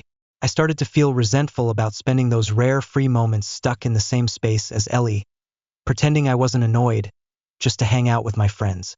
So I made a decision. I stopped going to any social plans where Ellie was going to be present. I didn't make a big deal about it. I didn't demand that anyone choose between us or issue any ultimatums. I simply began declining invitations when I knew Ellie would be there. I've been upfront with my friends about why I'm doing this. I value my time too much to spend it around someone I don't like. Instead of going out, I've been staying home, and honestly, I'm okay with that. The downside is that I now see my friends far less often. Instead of hanging out with them a few times a week, whether after work when I have the energy or on my rare day off, I now only see them about once a month. Naturally, my friends have noticed. They've continued to invite me to plans that include Ellie, hoping I'll change my mind, but I've stuck to my stance. 2 of my friends in particular, Grace and Jess, are especially close to Ellie and seem the most upset about my decision. They've accused me of being childish and claim that I'm forcing the group to choose between me and Ellie. I've repeatedly told them that I'm not trying to make anyone pick sides. I've never asked them to exclude Ellie from anything. I'm perfectly happy staying home. I've also never brought up the fact that I was part of this group first, as I don't think that's relevant. All I want is to make my own choices about how I spend my time, and for me that means avoiding Ellie. Grace and Jess recently created a separate group chat specifically to try and convince me to change my mind. They've argued that I should be the bigger person and just attend events anyway, even if Ellie is there. They've framed it as me being unreasonable and immature for letting one person's presence dictate my decisions. While I understand their perspective, I don't feel like it's fair for them to demand that I sacrifice my limited free time just to keep the peace. I've never stopped them or anyone else from spending time with Ellie. I just don't want to do it myself. So, am I the asshole here? Should I suck it up for the sake of the group? Or am I justified in choosing to prioritize my own boundaries and peace of mind? Am I the asshole for asking my cousin not to eat my food? I'm a 25-year-old man, and I have a cousin, Amanda, who is 24. Amanda has a mental impairment, which means she operates at the developmental level of a 6 to 8-year-old. She's a very picky eater, which can make family gatherings, especially during the holidays, more challenging for her. Most of the time, Amanda sticks to eating rolls or maybe a few bites of the meat that's served. The issue is that her mom, my Aunt Wanda, never brings food specifically for Amanda, even though she knows what her daughter will or won't eat. In our family, we use a group chat to coordinate what everyone is bringing so that we avoid duplicates and can plan accordingly. Despite this, Aunt Wanda doesn't take advantage of the opportunity to plan ahead for Amanda's needs, leaving her to navigate the limited options at the table. Other family members with specific dietary restrictions or preferences, including myself, bring our own food to make things easier. For example, my cousin Elizabeth has a severe dairy allergy, while her sister Cameron avoids gluten. Both of them always prepare and bring their own dishes to ensure they have something safe to eat. Similarly, I'm a vegetarian who also tries to avoid dairy, so I always make my own dishes to share with Elizabeth and Cameron. The rest of the family has always been respectful of our dietary needs and doesn't touch the food we make for ourselves, knowing we prepare only enough for the three of us. At Thanksgiving this year, Elizabeth brought dairy-free and gluten-free mashed potatoes with gravy. Cameron prepared a salad and a veggie tray with a dairy-free dip, and I decided to make a box of dairy-free, gluten-free macaroni and cheese.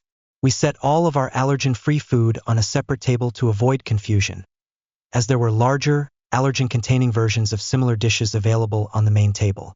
The mac and cheese was the only unique dish that didn't have a regular counterpart on the main table. Amanda noticed the mac and cheese almost immediately. Knowing her tendencies, I tried to preempt any issues by letting her know it was dairy-free and gluten-free, made specifically for me, Elizabeth, and Cameron. I even offered to let her try some after we had served ourselves, just in case she liked it. However, Amanda ignored me, walked straight to the table, and scooped up nearly half the dish onto her plate.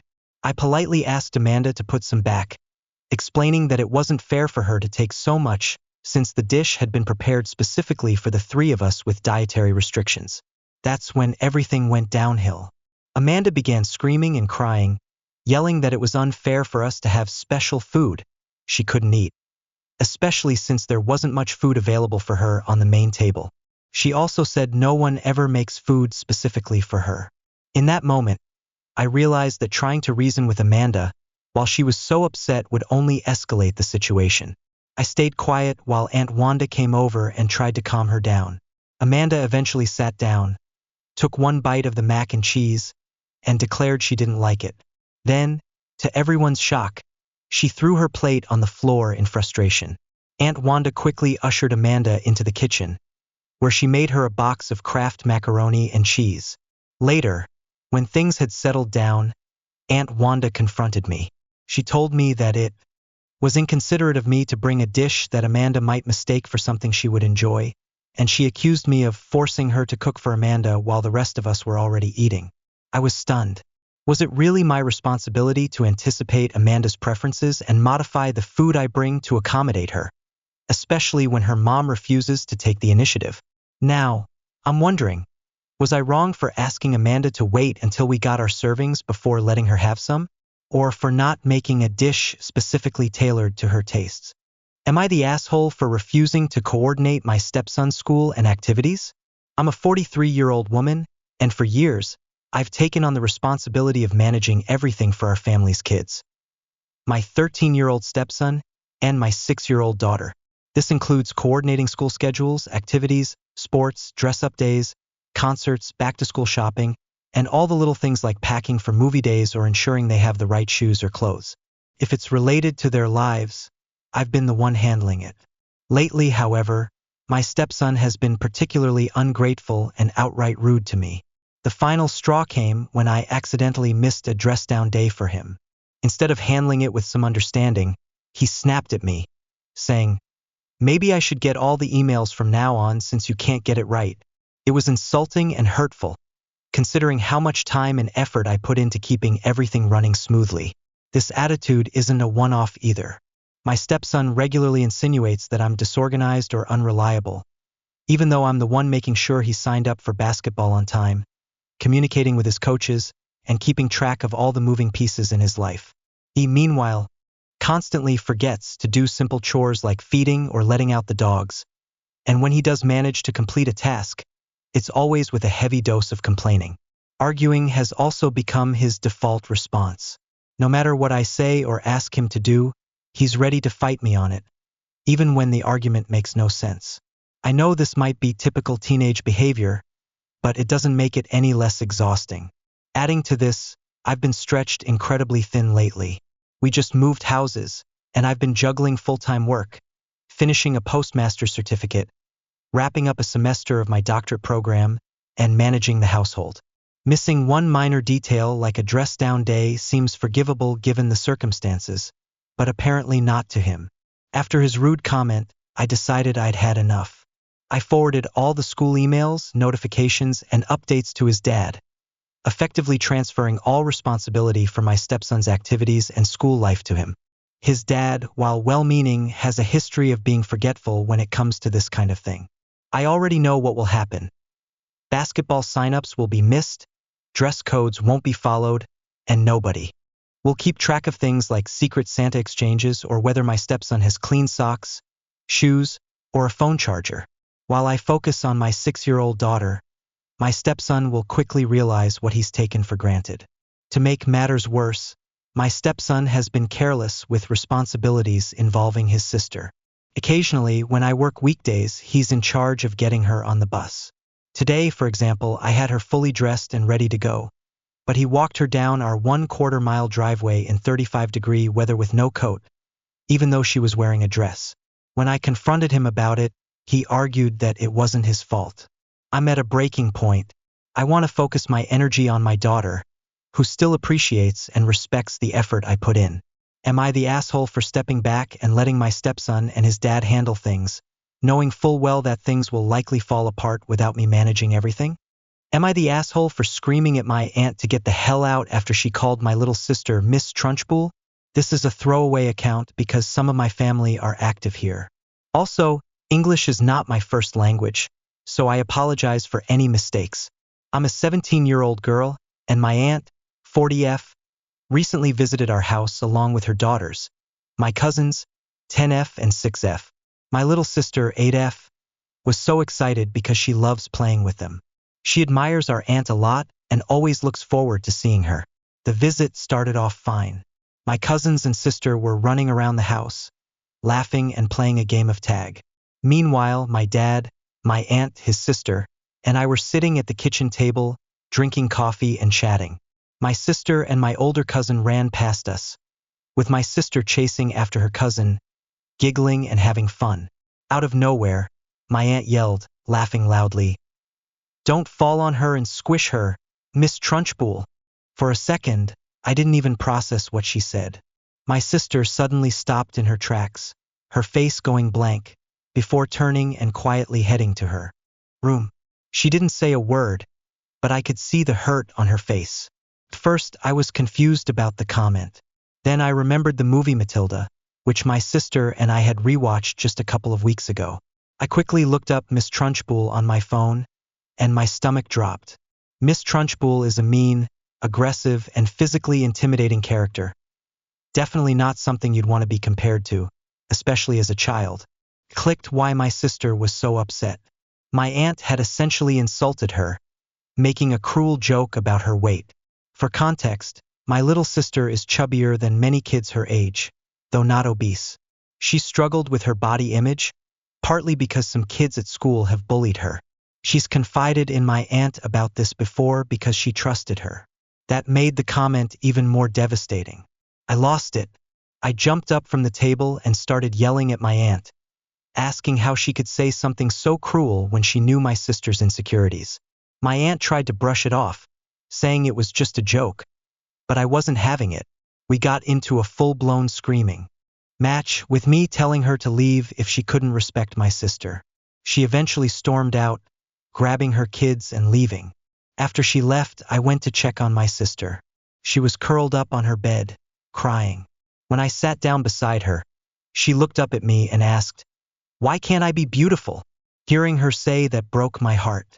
I tried to comfort her, telling her that she is beautiful and perfect just as she is, but it was clear the damage had already been done. Here's some extra context. My aunt has always been critical about weight. She's one of those almond moms who is obsessed with her daughter staying thin and often makes offhand remarks about dieting or needing to be model material. She's made subtle comments about my sister's weight before, like suggesting she shouldn't eat certain foods, but we always brushed them off as inappropriate but harmless. This time, though, she crossed the line. My parents agree that my aunt's comment was hurtful and disrespectful, but they think I overreacted by yelling and kicking her out. I overheard them talking about how out of line my aunt was, but despite this, they still grounded me for being disrespectful. They now want me to apologize to my aunt because she called and said she wouldn't visit us again unless I said sorry. My parents seem worried about maintaining family harmony and don't want to create a permanent rift. I feel conflicted. On one hand, I don't want to lose contact with my cousins. They're innocent in all this, and I love spending time with them. On the other hand, I feel like I was justified in standing up for my sister. If I apologize, it feels like I'd be betraying her and dismissing the pain my aunt caused her. It's been a week since this all happened, and I'm still grounded. My parents are pressuring me to apologize, but I don't know if I can. Did I overreact by yelling at my aunt? Should I just apologize to keep the peace? Or would that send the message that what my aunt said was okay? So, am I the asshole? Am I the asshole for not sharing a homework assignment with my brother, despite the teacher going over the answers? I, 16M, and my brother, 14M, are both in the same world history class at school. About a week ago, our teacher gave us a study guide assignment that was designed to help us prepare for our upcoming final exam. The teacher gave us plenty of time to complete it, and the next class they went over the assignment in detail, including the answers, while also clarifying anything that might have been confusing. I finished the assignment on time, turned it in, and used it as an opportunity to review for the final. My brother, on the other hand, chose not to complete the assignment. As a result, he received a missing 0% in the gradebook. It's worth noting that our teacher is very lenient with late work and allows students to turn in assignments up until the cutoff date for the semester. My brother planned to procrastinate and turn it in at the last minute, which isn't unusual for him. Fast forward to 2 days ago, my brother asked me for the study guide/assignment in front of our mom. He hadn't made any progress on it and wanted my completed version to copy from. I responded by telling him that the assignment was on Canvas, a learning platform similar to Google Classroom, and that all the resources he needed to answer the questions were readily available there. My mom, overhearing this, chimed in and told me to just send him the document. Not wanting to argue, I sent him the assignment but only the blank version without the answers.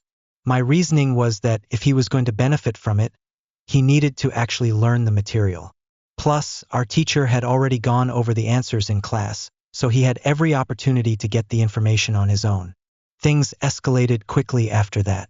My mom went back upstairs, and I continued studying for my own exams, listening to music and reviewing my notes. A little while later, my brother went to my mom and told her that I'd sent him a blank document.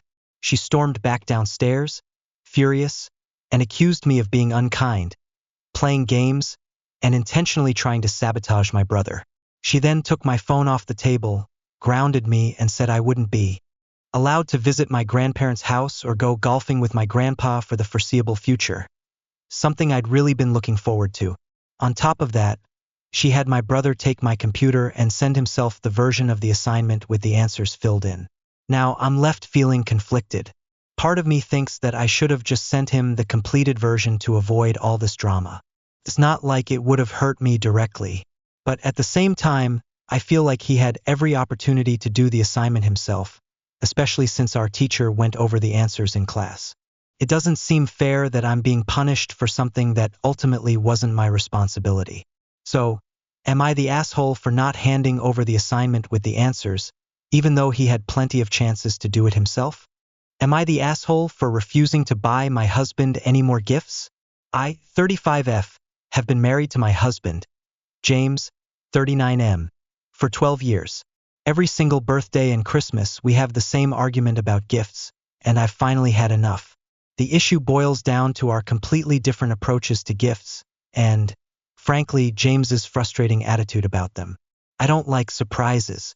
Growing up, I lived in a cluttered home where gifts often felt more like a burden than a joy. If someone gave me a present I didn't like, I had to keep it to avoid offending them. This left me grappling with guilt, frustration, and the annoyance of figuring out what to do with the unwanted item. For me, the best gift is something practical or meaningful that I've explicitly asked for, which avoids stress and ensures I'll actually use and appreciate it. James, on the other hand, loves surprises, both giving and receiving. The problem? He's incredibly picky. Every time he says, "Oh, I'm all right with anything," and I try to pick something thoughtful, he responds with some version of, "Actually, I wanted XYZ." It completely dampens the mood and makes him seem ungrateful, even if he doesn't mean it that way. The hypocrisy is maddening. If the roles are reversed and I don't gush over his surprise gift, he gets sulky and upset. For example, one year, I dropped countless hints about a specific pair of earrings I wanted for my birthday. Instead, he got me a dress he thought I'd like. I gave a polite thanks, but my lack of enthusiasm upset him, especially when my friends got me something from my wish list and I was genuinely happy. The kicker? The dress wasn't even cheaper than the earrings. It's not about the money. It's about feeling like he doesn't listen to what I actually want. For years, I've tried to figure out what he'd like to avoid disappointing him. One year, he told me he'd like any Apple product. I thought I'd nailed it by getting him a new iPad to replace his old one, only for him to say he actually wanted AirPods. He got upset when I returned the iPad, even though he wasn't happy with it. Another year, he asked for jogging socks from a specific brand, so I got them. Guess what? Wrong variant. Then there was the wallet he obsessed over. For 6 months, sending me links and reviews. I bought it, thinking I'd finally gotten it right. Nope, he wanted something else. This happens over and over, and it's exhausting. This year, I tried to avoid the guessing game by asking him directly what he wanted. He playfully said, "Surprise me," and I snapped. Years of pent-up frustration spilled out. I told him he's an ungrateful child who never appreciates what I give him and that I'm done stressing over his gifts. I said that if he couldn't tell me what he wanted, he'd get nothing. I also told him to stop surprising me with gifts I don't want, because he can't handle it when I'm not over the moon about them. I told him he's a hypocrite for expecting me to be grateful for things I don't want when he can't even manage that himself. Now he's sulking, which has become his go-to response when I don't cater to his whims. I feel bad for lashing out, but I'm at my wit's end. The whole situation feels ridiculous. Gifts are supposed to be a thoughtful gesture, not a source of stress and conflict. So, am I the asshole for refusing to buy him any more gifts and for snapping at him about it? Am I the asshole for skipping my in-laws' Christmas sleepover to stay home alone? For the past decade, I've attended almost every major family gathering hosted by my in-laws: Christmas, Thanksgiving, birthdays, random dinners, you name it. I've always shown up with a smile, eager to contribute and meet the expectations of being a good family member. But this year, I decided I needed to do something different. I opted out of their traditional Christmas Eve sleepover, choosing instead to stay home, alone. This wasn't a decision I made lightly. Over the past few years, I've been through an emotional ringer. I lost both of my parents a few years apart. My dad passed away just before Thanksgiving last year. The grief has been heavy, and the holidays now feel like landmines of memories and emotions. For a while, I couldn't even process my feelings. I just went through the motions. But with the help of therapy and some time off work, I finally started making meaningful progress. This year, I felt the best way to honor my own needs and mental health was to spend the holiday in solitude, reflecting, recharging, and creating a quiet, peaceful space for myself. It wasn't about avoiding my in-laws or rejecting them. It was about taking care of my emotional well-being. When I told my mother-in-law, Amael, I tried to approach it as gently and honestly as possible. I explained that this decision wasn't a reflection of them or anything they'd done, but about what I needed for my mental health. Her response surprised me. She asked, "Why can't you just suck it up for one day?" and questioned whether my therapist had planted this idea in my head. She wanted to know if I had other plans, if they'd upset me, or if I didn't see them as family anymore.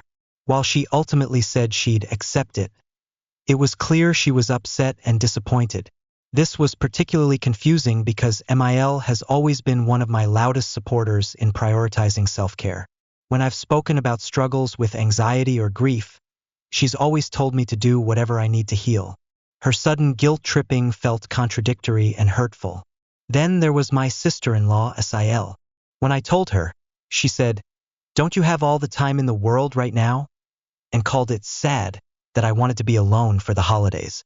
She said the holidays are for family and made me feel like I was failing some unspoken moral obligation by not participating. The pushback caught me off guard. My in-laws have always been accommodating when my spouse has had to skip events due to anxiety, so their lack of understanding toward me feels targeted. It's frustrating because I'm not asking anyone to change their plans or accommodate me. I'm just stepping away for a year. I feel proud of myself for setting boundaries and prioritizing my mental health, but the guilt is creeping in. I know I've disappointed them, and I'm worried this will damage my relationships with them long term.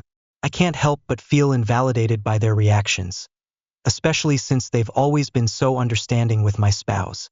At the same time, even if I caved and went to the sleepover, I know I'd be resentful, overwhelmed, and emotionally drained.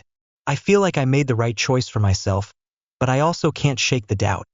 Should I have just sucked it up and gone to keep the peace? So, am I the asshole for skipping the Christmas sleepover to spend the holiday alone, even if it upset my in-laws? Would I be the asshole for remaining no contact with my family even though there's a family emergency? I, 29M, went no contact with my family about 3 to 4 years ago because of ongoing abuse. There were a lot of smaller incidents that led me to feel unsafe around them, but the final straw was one huge incident that made me decide to cut ties for good. Since then, my life has improved significantly. I moved away, started my master's degree, and have been able to remove a lot of toxic people from my life. I've had the space to truly start discovering who I am without being ridiculed or constantly feeling like I'm walking on eggshells. It's been a really positive shift for me. However, my mom, 47F, has been trying to contact me every 6 months or so. She'll send messages asking me to talk to her, and I always ignore them. The last message she sent was an apology for everything she'd put me through, but when I didn't immediately accept her apology, she called me delusional. After that, I developed extreme anxiety and panic attacks every time I saw a message from her. It just reminded me of all the awful things she did and said to me. This Monday, I fell asleep after work and woke up to 25 missed calls and a few voicemails from her. One of them sounded like she was crying, but she just kept repeating, "Please call me," without explaining why. In my mind, if it was really urgent, she would have explained the situation in the message, or at least called me earlier in the day. It felt like more of the same emotional manipulation that I've experienced in the past. So, I reached out to my sister, 25F, to ask what was going on. My sister, who I don't talk to much either, she tends to leave me on read after a few messages, casually told me that my mom is having a lymph node removed from her neck in January. She mentioned that my mom was parked outside my old house trying to call me and repeatedly told her to have me come home. I haven't lived there for months, and honestly, I don't consider that place home anyway because it never felt safe or comfortable for me. This news didn't really hit me the way I expected it to. If anything, I felt numb. I thought I should be upset, worried, or even a little concerned that my mom is facing a health issue. But instead, I just felt nothing. In fact, I felt more relief than anything. Every time I go back to that environment, they break their promises about changing, and things quickly revert to the old toxic patterns. It always feels like I'm walking into a trap of emotional abuse, and I'm tired of putting myself in harm's way just because it's family. Now I'm stuck. On one hand, I feel guilty. I can't help but think that if something really bad happens to her, I might regret not being there, even though the truth is I don't feel any emotional connection or urgency to be involved. On the other hand, I'm worried that going back into that environment could undo all the progress I've made in therapy and in my own mental well-being. I've been working hard to heal and to create a life where I don't feel controlled or manipulated. So, am I the asshole for sticking to my decision to stay no contact and not going back, even if my mom could be facing a serious health issue? Am I wrong for feeling numb to the situation? Am I the asshole for telling my colleague to stop complimenting me? I, early 20s, don't like one of my colleagues, 40s, she/her. To be honest, I find her comments incredibly frustrating and often intrusive. A while back, she randomly asked if I wanted to see pictures of her kids. I bluntly replied, "Not really." Despite my response, she went ahead and showed me the photos anyway. I was polite enough to wish her kids long and happy lives, but apparently, she wasn't satisfied with my reaction. She then asked if I like kids, and I replied, "Not really." This triggered a whole spiel about how my attitude toward kids would change when I have my own. Hoping to shut down the conversation, I told her I'm child-free. Instead of respecting my stance, she doubled down, saying things like, God created women to have kids, and that she was pretty disappointed in my mentality. It was exhausting, and I was clearly uncomfortable, but she didn't seem to care. She also started telling me I should smile more, which I chose to ignore. Today, things came to a head. She asked me to help her find a house to rent in Italy because her son is sick and needs treatment in Florence. While I empathized with her situation, I told her I couldn't help. She got offended and replied, "Hopefully, you'll never go through what I'm experiencing." Her comment rubbed me the wrong way, but I chose not to engage. A few minutes later, she started up again with the same unsolicited advice about how I need to chill out and smile more. That's when I lost my patience. I told her she was acting like those men who catcall women on the street. She became defensive, saying she was just complimenting me and that I look prettier when I smile. For some reason, this made me even angrier. I told her, firmly, to stop complimenting me altogether. Later, one of our new colleagues told me I'd taken it too far and that it was just a harmless compliment. Now, I'm second-guessing myself. Here's the thing. This isn't the first time she's crossed boundaries. She's made judgmental comments about my choice to be child-free, my struggles with mental health, and even my demeanor at work. Her behavior feels invasive and condescending, not supportive or friendly. That said, I can't help but wonder if I overreacted. Would this have been avoided if I had just kept quiet? Or was I right to stand up for myself and establish boundaries? Am I the asshole? Am I the asshole for not buying my friend's book? I, 25M, have been friends with Tom, 22M, for about 4 years. Tom is an independent writer and director, not famous, but incredibly passionate about his craft. Over the years, he's worked on a lot of projects, often commissioning freelance talent to bring his visions to life. I've contributed a significant amount to his projects, all for free.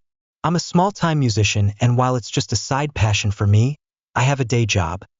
I know how much it means to have someone support your creative work, so I wanted to be kind and give him that help.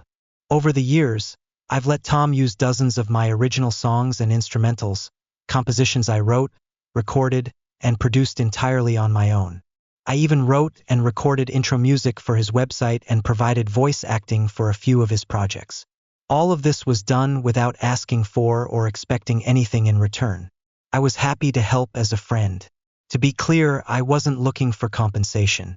As long as the work could be done remotely, recordings and files shared digitally, it didn't feel like a massive deal to me, but I did have my limits.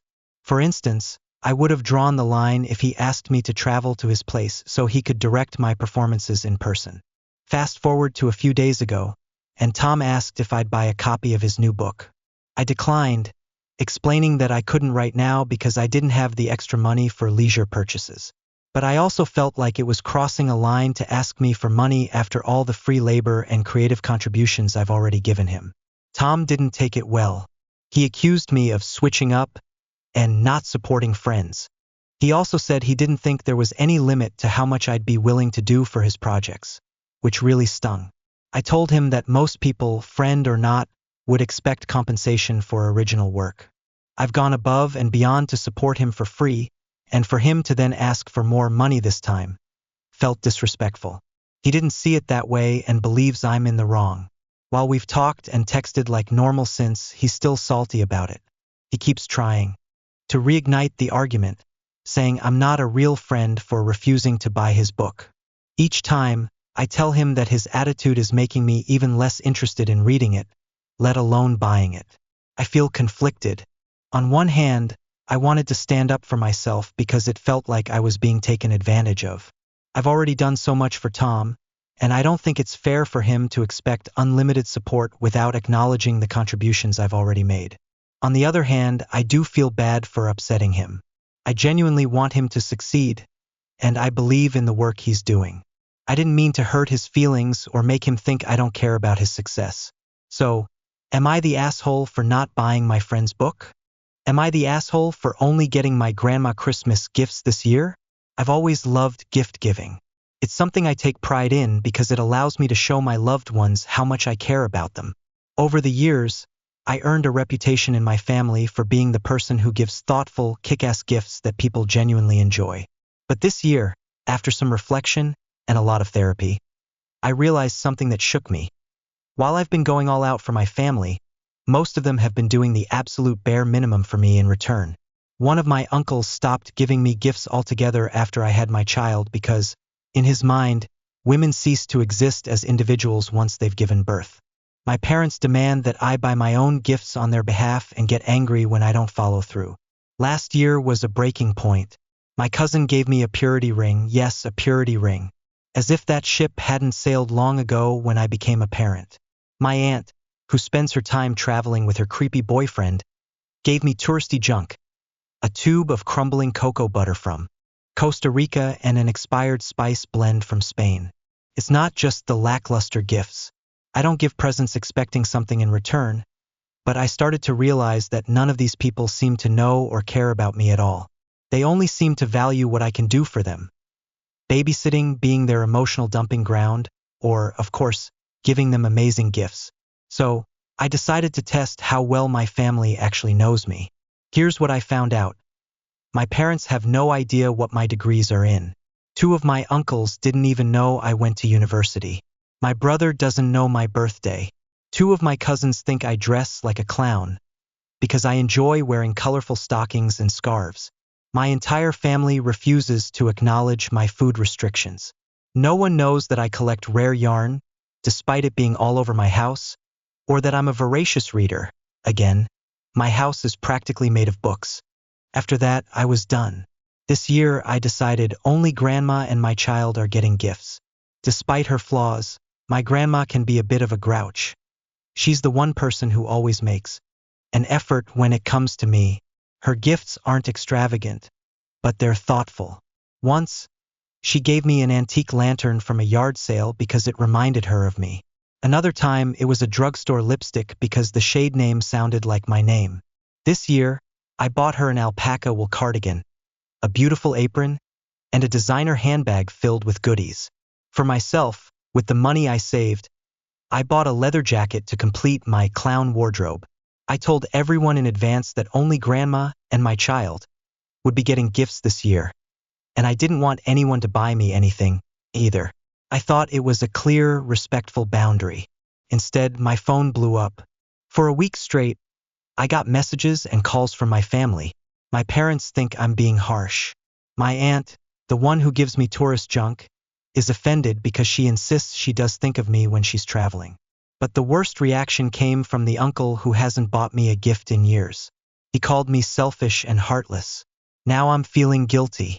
Maybe I was too abrupt in cutting them off from gifts this year. It wasn't about punishing them. It was about standing up for myself and not continuing to pour time, money, and thought into people who don't show me the same care. But now they're calling me a brat, and I'm second-guessing my decision. Am I the asshole for only buying my grandma gifts this Christmas and leaving the rest of my family out? Am I the asshole for asking my fiancé to clean my van? My fiancé, 33M, and I, 31F, live together with our 2 children. Right now, I'm a stay-at-home mom since I just had our second child, and my fiancé works full-time. Before I got pregnant, I bought a new van. It's in my name. I'm the only one on the title, insurance, and registration. My fiancé had his own car, which he was buying from his mom, but we couldn't afford the payments, so he returned it. Since I'm not working, he uses my van as his primary vehicle for commuting to work and running about half of our errands. The issue is he's completely trashed the inside of the van. He works for a company that does cleanup for the city, and he's always finding things he thinks are worth something and bringing them home. Most of it never makes it out of the van. Here's what's currently inside: 2 stacks of plastic and metal chairs, a rusty propane tank, a rusty chimney stack for lighting charcoal, even though we already have one, pieces of 2x4 wood, empty food wrappers and drink containers, tons of Pokemon card pack trash. He opens the packs in the van and throws the plastic and tins on the floor. receipts scattered everywhere. At one point, he brought home 3 square bales of hay for his goats and didn't put anything underneath them. My floorboards were covered in hay for weeks, and ants that had been living in the hay invaded the van. The mess has gotten so bad that I no longer feel safe putting our kids in the van, and now it started to obstruct the view out of the back window. I've repeatedly told him not to throw trash on the floor and to stop treating the van like a dumpster. Every time, his response is the same: "Oh, stop worrying. I'll clean it up later." While he does occasionally pick up the trash, it always ends up filthy again within days. Today, I'd had enough. When he got home from work, I left him with the kids and went out to get a drink from the store. As I was backing up, I noticed how much the junk was piling up. It was getting dangerous. I came back inside and told him he had 10 minutes to grab anything he wanted to. Keep out of the van because I was about to throw everything else away. He seemed completely unfazed. He said he didn't know why it bothered me so much. "You don't even drive it as much as I do anyway." That comment set me off. I told him it didn't matter. It's still my van and I deserve to have it treated with respect. I also told him I'm embarrassed every time I'm in it because trash literally spills out of the doors when they're opened. His response? He told me I was being an asshole for no reason. Now I'm wondering if I went too far by issuing an ultimatum. On one hand, I feel justified. It's my van, and he's made it unsafe and unsanitary for our family. On the other hand, I wonder if I could have handled it differently.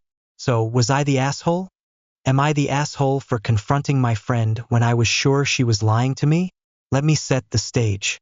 I'm a 29-year-old man, and over the past couple of years, I've become close friends with a coworker of mine, a 29-year-old single mom with 4 kids.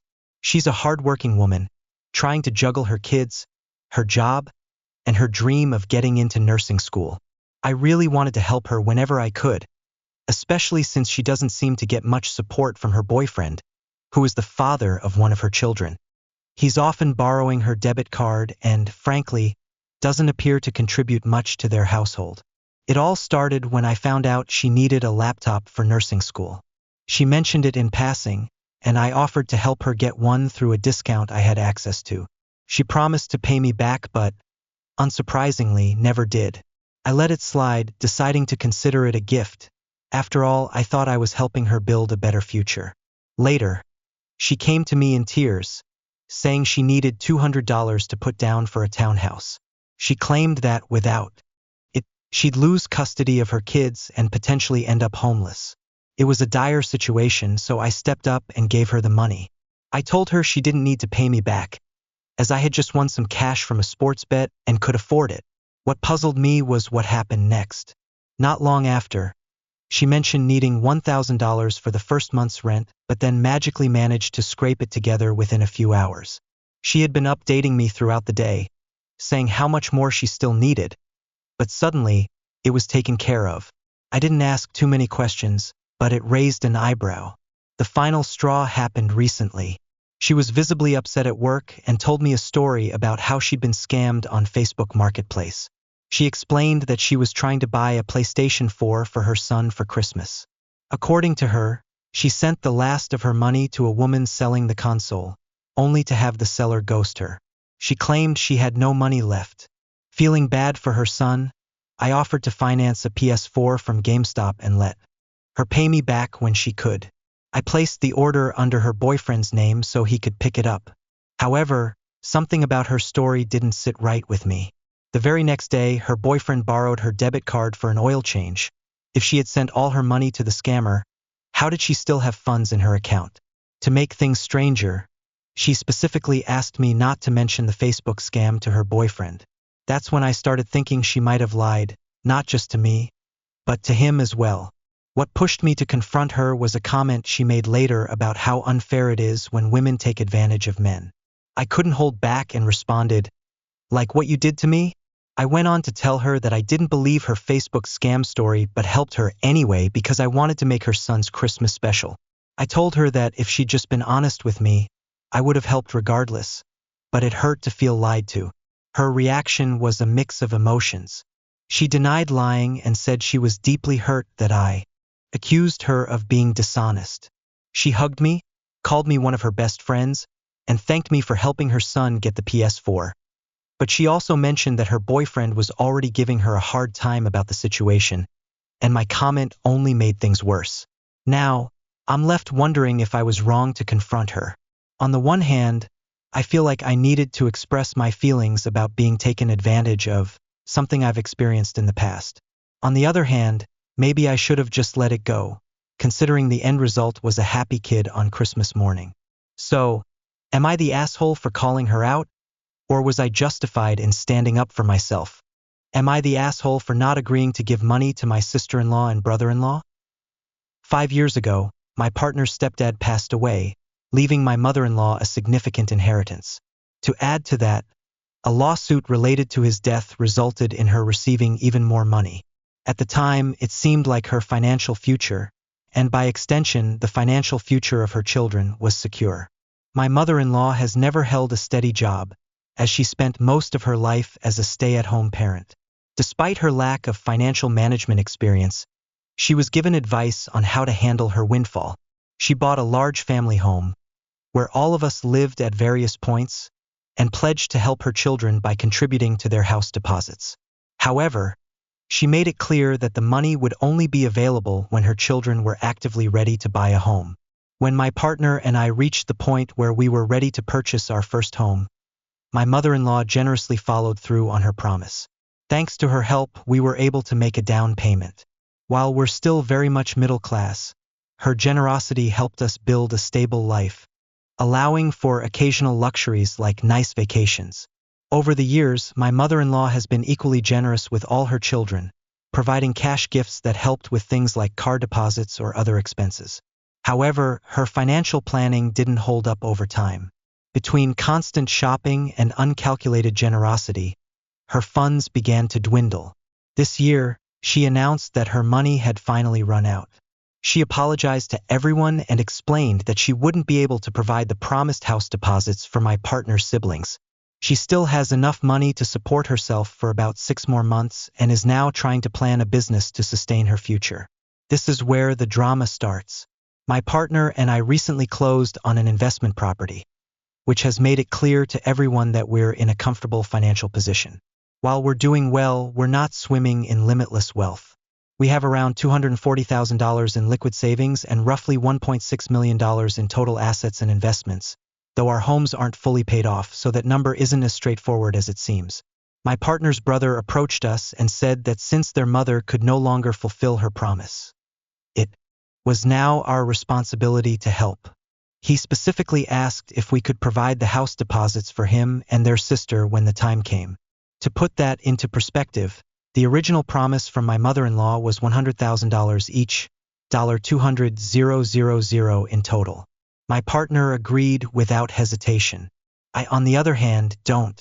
I don't think it's fair for us to shoulder that responsibility, especially when we worked hard to build our financial stability and made careful decisions about our future. It's not that I don't want to help them at all, but $200,000 is a massive amount of money. It's not just a gift. It's potentially compromising our own financial security, especially since we still have mortgages to pay off. To me, my mother-in-law's original promise, while well-intentioned, isn't something we should be forced to take on. My partner's siblings are not in dire straits. They're doing okay financially but haven't reached the point where they're ready to buy a house. And from what I've seen, they haven't made the same sacrifices or financial planning that we did to get to this point. I've tried explaining my perspective to my partner, but he feels obligated to help. He believes it's only fair since his mother's money helped us buy our home, and now we're in a position to pay it forward. But I can't shake the feeling that this is setting a dangerous precedent. If we do this now, will we be expected to keep bailing them out in the future? I know this could cause tension in the family, and I don't want to come across as greedy or selfish, but I also don't think it's fair for us to be guilt-tripped into giving away such a substantial amount of money. So, am I the asshole for refusing to agree to help my partner's siblings with their house deposits? Am I the asshole for initially not wanting to pick my boyfriend up from the airport? Hi, everyone. I'm a 28-year-old woman who recently flew back to the West Coast earlier than planned due to a family emergency. My aunt passed away, and I wanted to spend extra time with my dad, who was very close to her, and help with the stress of planning her funeral. This has been an emotionally heavy time, and I'm trying to focus on being there for my family. Now, my boyfriend's flight lands at 10 p.m. in a couple of days. The airport is about a 25-minute drive from where I'm staying. I don't have strict plans for that night, but I'll likely be out with my dad and his cousins, possibly drinking wine, as I've been trying to cheer them up and maximize quality time with them. I live across the country, so opportunities like this are rare. When my boyfriend mentioned his flight, I explained the situation and offered to pay for an Uber to pick him up instead of me driving. He didn't outright argue but was clearly annoyed. He mentioned his mom could pick him up if necessary. His family lives nearby in Washington, but I could tell he felt let down. After reflecting on the situation, I started feeling guilty. I worried I might be in the wrong, so I changed my mind and told him I would pick him up after all. But I'm still feeling a bit resentful about sacrificing one of my few nights here to wait around and make a late-night airport trip. Context and other details: I genuinely love my boyfriend and think we have a solid, loving relationship. We both try to do kind things for each other, so this isn't about a major relationship issue. Just one of those little conflicts that pops up now and then. My dad said I was absolutely not the asshole, but my stepmom told me I was. Gotta love family debates. I personally don't expect anyone to pick me up from the airport. I'm more of a call an Uber and get on with it kind of person. That said, my boyfriend has always been happy to pick me up if he's available, and I've done the same for him, though I admit I don't enjoy it. Late-night airport trips stress me out. This situation also reminds me of something similar last summer. I was on a rare visit to see close friends, and my time with them overlapped for only 2 nights. Despite that, I had to spend one of those nights driving an hour each way to pick up my boyfriend from the airport. Some of my family thought I should have just told him to get an Uber, while others insisted it's the kind of thing you do for your partner. Am I the asshole, AITA, for telling my girlfriend she can't do relationship roleplay in a game anymore? I, 33, male, live with my girlfriend, 32, female, and we've been living together for 4 years now. Both of us are huge gamers, and gaming has been a huge part of our relationship. We've spent hours together on different platforms, playing everything from strategy games to story-driven adventures. For some time now, we've been heavily involved in a GTA roleplay RP server, and that's where things started to get a little tricky for me. While I enjoy RP too, my girlfriend has a particular fondness for relationship roleplay in-game.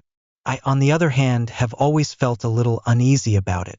Maybe it's because I'm someone who prefers those kinds of interactions in real life, or maybe it's just a general discomfort with the idea of my partner engaging in romantic scenarios with other people, even if it's just in a game. In the beginning, we set some ground rules to try and make things work. I told her that I had some clear boundaries. Keep relationship RP confined to the game city, no out-of-city romantic involvement, no erotic roleplay, ERP, and no cheating roleplay. She agreed, and things seemed okay at first. But then, things started to spiral a bit. The first person she started doing relationship RP with was a guy who, right from the beginning, gave me a weird vibe. He made some borderline comments that made me feel uncomfortable, and I warned her about it. She assured me that she had made it clear to him that she was in a relationship, and that nothing inappropriate would happen. But then, after a while, I found out that this guy was trash-talking me behind my back, flirting with her out of the game, and generally showing a lack of respect for her being in a committed relationship.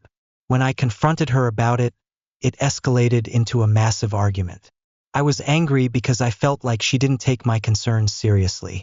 Instead of shutting this guy down firmly from the start, she only responded when he had already crossed several lines. It hurt me that she didn't set those boundaries more clearly and promptly, and I couldn't shake the feeling that she wasn't respecting my feelings in this situation. This happened about a year and a half ago, and though I'm still upset by it, I tried to move past it and continue gaming with her. However, things didn't stop there. More recently, another guy has come into the picture. This one, unlike the previous one, seems even worse to me. His interest in her character and in her as a person feels almost predatory. He constantly flirts with her, both in the game and out of the game, in direct messages, DMs. I won't lie, I've read the messages and it honestly makes me feel sick to my stomach. I know it's wrong to invade her privacy like that, but I feel like I've been left with no choice because she keeps telling me that she has told him she has a boyfriend, yet he continues to push boundaries. This new guy has tried to make advances both in-game and out of game. He attempted to kiss her character in the game and even flirted with her in such a way that it felt like he was crossing into uncomfortable territory. Every time I confront her about it, she tells me she's already told him that she's taken, but nothing ever changes. She doesn't shut him down firmly. Instead, she just keeps saying she's made it clear to him, but his behavior doesn't stop. And I can't help but feel that my boundaries and feelings are completely being ignored.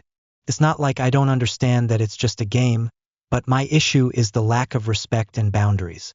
I'm not asking her to quit RP altogether, but I feel like I've made it clear that I'm uncomfortable with her engaging in these relationship dynamics with people who aren't respecting the boundaries we set together. Yesterday, I had a breaking point. I walked into the room while she was talking to him, and it was beyond flirtatious, it was almost sensual. She spoke to him in a way that made me feel completely invisible, and it was obvious she was engaging with him on a level that I don't think I've ever experienced in our relationship. We have had this issue before, but yesterday it felt particularly hurtful. I tried to bring it up, but again, she dismissed my feelings, saying it was just a game, and that she wasn't doing anything wrong. So now I'm at a crossroads.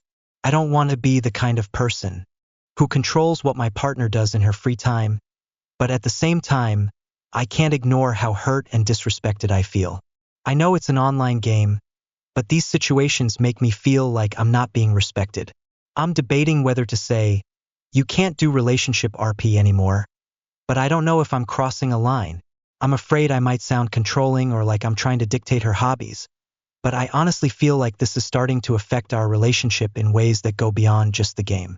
I'm worried that if this continues, it could ruin everything we've built. So, am I the asshole if I told her she can't do relationship RP anymore? Should I just accept this and move on? Or is it okay to set a hard boundary that this kind of roleplay is no longer something I can tolerate? Am I the asshole for blowing up after my partner completely redecorated my side of the room without telling me? As the title suggests, I struggle with sudden changes, especially in my personal space. My partner and I have been together for almost 6 years, and she's very aware of this. She even jokes about it, saying, "Is this your tism acting up?" whenever I'm set on keeping something the same or resist changes. Today is Veterans Day, and normally we go out to celebrate since I'm a veteran. But this year I had to work, so we didn't make any plans. After work, I ended up running errands for her and picking up a different dinner for our daughter, who didn't like what we'd planned to have, even though it was one of my favorite meals. I was already feeling tired, irritated, and frustrated when I got home. When I walked into our room, I saw that my entire side of the bedroom had been rearranged. I had no idea where anything was. My nightstand was replaced with a smaller, much lower one, and I just lost it. I immediately felt overwhelmed. She got upset, saying she was just trying to do something nice by cleaning up the whole room. She even pointed out that she had done it all on her own. For context, I work full-time, while she stays home and generally doesn't do much during the day. She says it's because of her back pain, which I understand, but it's rare that she cooks or cleans. Meanwhile, I was having a mini panic attack because I couldn't find my stuff. My medications, cords, and other important items were either missing or put away. We ended up in a big argument, and since then we haven't spoken. To make things worse, she didn't even put the dinner in the oven, which was all she needed to do to prepare it. So I ended up having to do that as well. I know this might seem like a small issue in the bigger picture, but changing my personal space, moving and replacing all my things without my knowledge, knowing how much that stresses me out, feels dismissive. To me, it doesn't seem like she did this for me. It feels like she just wanted to rearrange the room to her liking. She moved her own nightstand to my side and got rid of the piece I was using, one she had put there suddenly one day before and I'd finally gotten used to. Am I the asshole for blowing up and being upset about this? Would I be the asshole if I asked my wedding photographer to touch up my photos for free? I got married in April 2024, and we chose an all-inclusive package from our venue, which included a photographer. We planned out the shots we wanted, but on the wedding day she seemed annoyed and rushed. Many of the photos feel off. I'm either not looking at the camera, or I look like she snapped the photo just as I looked her way without any time to pose. My husband, on the other hand, looks great in almost every shot. In most photos I look tense with a bit of resting face. At the end of her time, she said goodbye to the venue host, who was right beside me, and she barely acknowledged me, like we were difficult clients. To clarify, we didn't make any specific demands, and she even had to ask if I wanted additional shots because my requests were so simple that I didn't use up her full allotted time. My family was actually shocked at how laid back I was. It was a simple wedding, mostly managed by the venue, so I didn't need many special requests. At the end of the night, I asked about the timeline for receiving the photos. She told me 5 to 6 weeks, and I thanked her. At 7 weeks, we hadn't heard anything, so I reached out. She apologized and said it was busy wedding season, estimating 12 to 13 weeks instead. I understood and didn't want to rush her, but I wanted to use some photos for reviews for her in the venue. She sent a couple for us to use, but I still didn't get the full album until 15 weeks after the wedding. When I finally received the album, I was shocked to find every single photo unedited. Some are so zoomed in that you can see the peach fuzz on my face. I nearly cried looking through them. Out of all the photos, there are only 3 I'd consider printing, and even those are distant shots or ones where my face isn't visible. It felt like she just threw them into an album and sent it over. I also noticed she'd completed other weddings taken after mine, and those photos were touched up. Additionally, she had my husband and his groomsmen doing fun, unique poses that highlighted their relationships, but she had my bridesmaids and me doing nothing but looking at each other. I'd like to ask her to touch up the photos as part of the package we already paid for, considering the wedding cost over $18,000 for just 75 guests. The package included touch-ups, so I feel this should have been part of what we received. However, because of her attitude, I'm hesitant to ask as I don't want to cause any drama. Would I be the asshole if I asked her to edit the photos as originally promised? Am I the asshole for not wanting to attend a child-free wedding? Hello everyone, this is my first post on Reddit, so please bear with me. A little background. My boyfriend, 32M, and I, 30F, have been together for 5 years, and we have a nearly 3-year-old child together. We're the only couple in our friend group with a child. This friend group originally consisted of my boyfriend's friends before I joined, and although they've always been welcoming, we aren't particularly close, so I don't consider them my friends in the same way. Here's the situation. In August, my boyfriend was invited to be a groomsman in a friend's wedding, which will take place in February. He accepted the invitation, and everyone in the friend group is in the bridal party except me. I'm fine with this since I'm not as close to them as they are with each other. We started planning flights and accommodations because it's an overseas wedding. In November, my boyfriend received our invitation via email. As I read through it, I noticed that it specified the wedding would be child-free. This caught me off guard. While I fully understand that it's the couple's wedding and they can set any rules they want, I thought it would have been considerate to inform my boyfriend, as a groomsman, of this detail before he committed to being in the bridal party. To me, it felt a bit inconsiderate not to mention it earlier. I expressed my feelings to my boyfriend, explaining that I didn't feel comfortable traveling overseas without our child. Additionally, since he'll be busy with the bridal party activities, I'd be left on my own in a foreign country where I don't know anyone, which makes me uneasy. My boyfriend, however, doesn't see my point of view and still wants to attend to support his friend. I'm struggling with this because he wants to go, but I don't feel comfortable going without our child. I also don't feel okay with him going alone, as I believe we should make this decision together as a family. He's expressed that he wants to attend but not without me, so we're at an impasse. Am I overreacting? I need advice, and also, am I the asshole for not wanting to go to this child-free wedding? Am I the asshole for not obeying my mother, 47F, when she wants me, 19M, to dress a certain way due to the temperature? Hello. My mother and I have had numerous disagreements, and one recurring issue is her wanting me to dress according to the season. Today, for example, I walked to my university, about a 30-minute walk, wearing shorts and a coat. When I returned home, it was around 9 degrees Celsius outside. For some background, I often wear fewer layers than what most people consider appropriate for the current temperature and season because I tend to feel too warm easily. I also simply feel more comfortable in shorts than in pants. When my mother saw me come home in cargo shorts, she was surprised. Later, she got upset, saying she doesn't want me to look weird, and warned that dressing this way might impact my future employment. She asked, "Do you see anyone else dressing like this?" She insisted that, since it's autumn, I should dress appropriately for the season and the temperature, to avoid negative looks from others. She even suggested that she might need to take away my shorts to prevent me from wearing them. We ended up in a shouting match about it, with neither of us willing to back down. So, am I the asshole here for dressing the way I feel comfortable, or is my mother being unreasonable? Am I the asshole for scheduling chores? I work a job that usually starts at 8 or 9 a.m., while my roommate works from home. I also have fibromyalgia, which means I get extremely tired after work. I don't mind doing the dishes and I've taken responsibility for them, but I've set a boundary. I start dishes at 6 p.m. Any dishes created after that will be cleaned the following morning. One of my other housemates is in charge of cooking half the week. The issue is that she doesn't plan her cooking around when everyone is usually home, and then she gets upset if no one eats dinner when it's fresh. We've told her we're grateful for the meals and that someone else can take over if it's too much for her, but she insists on continuing. The real problem is that she often makes dinner late, which is fine, but then gets passive-aggressive, or even starts yelling if I haven't done the dishes right after she finishes cooking.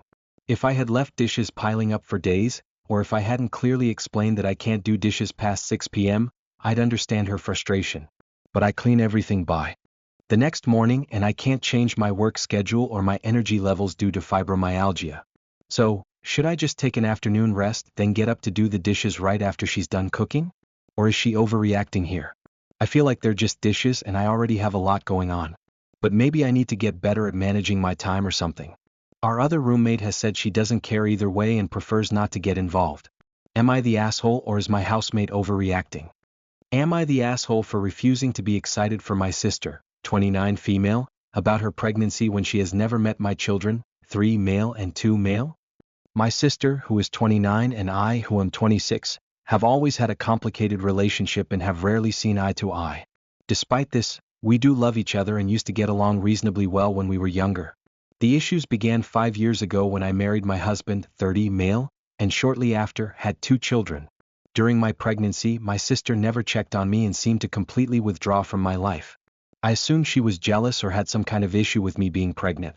When my first son, now 3 years old, was born, she asked for a picture of him, even though we hadn't spoken the entire time I was pregnant.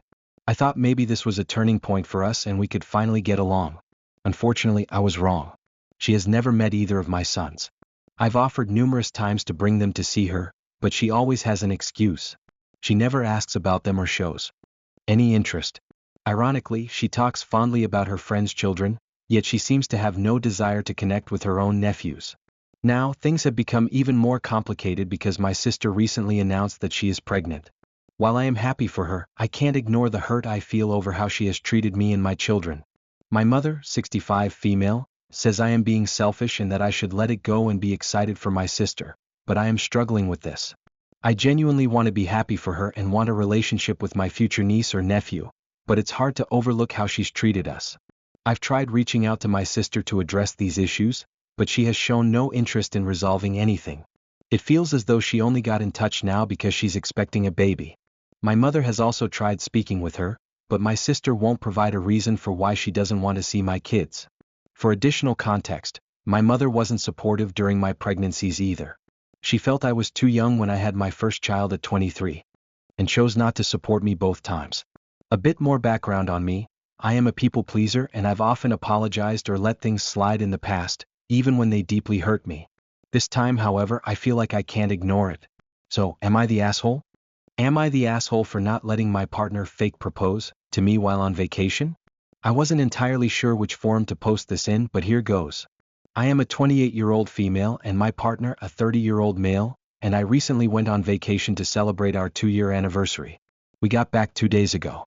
The entire trip was wonderful, romantic and amazing, until he suggested we ask a stranger to take a fake proposal photo of us in front of the Eiffel Tower.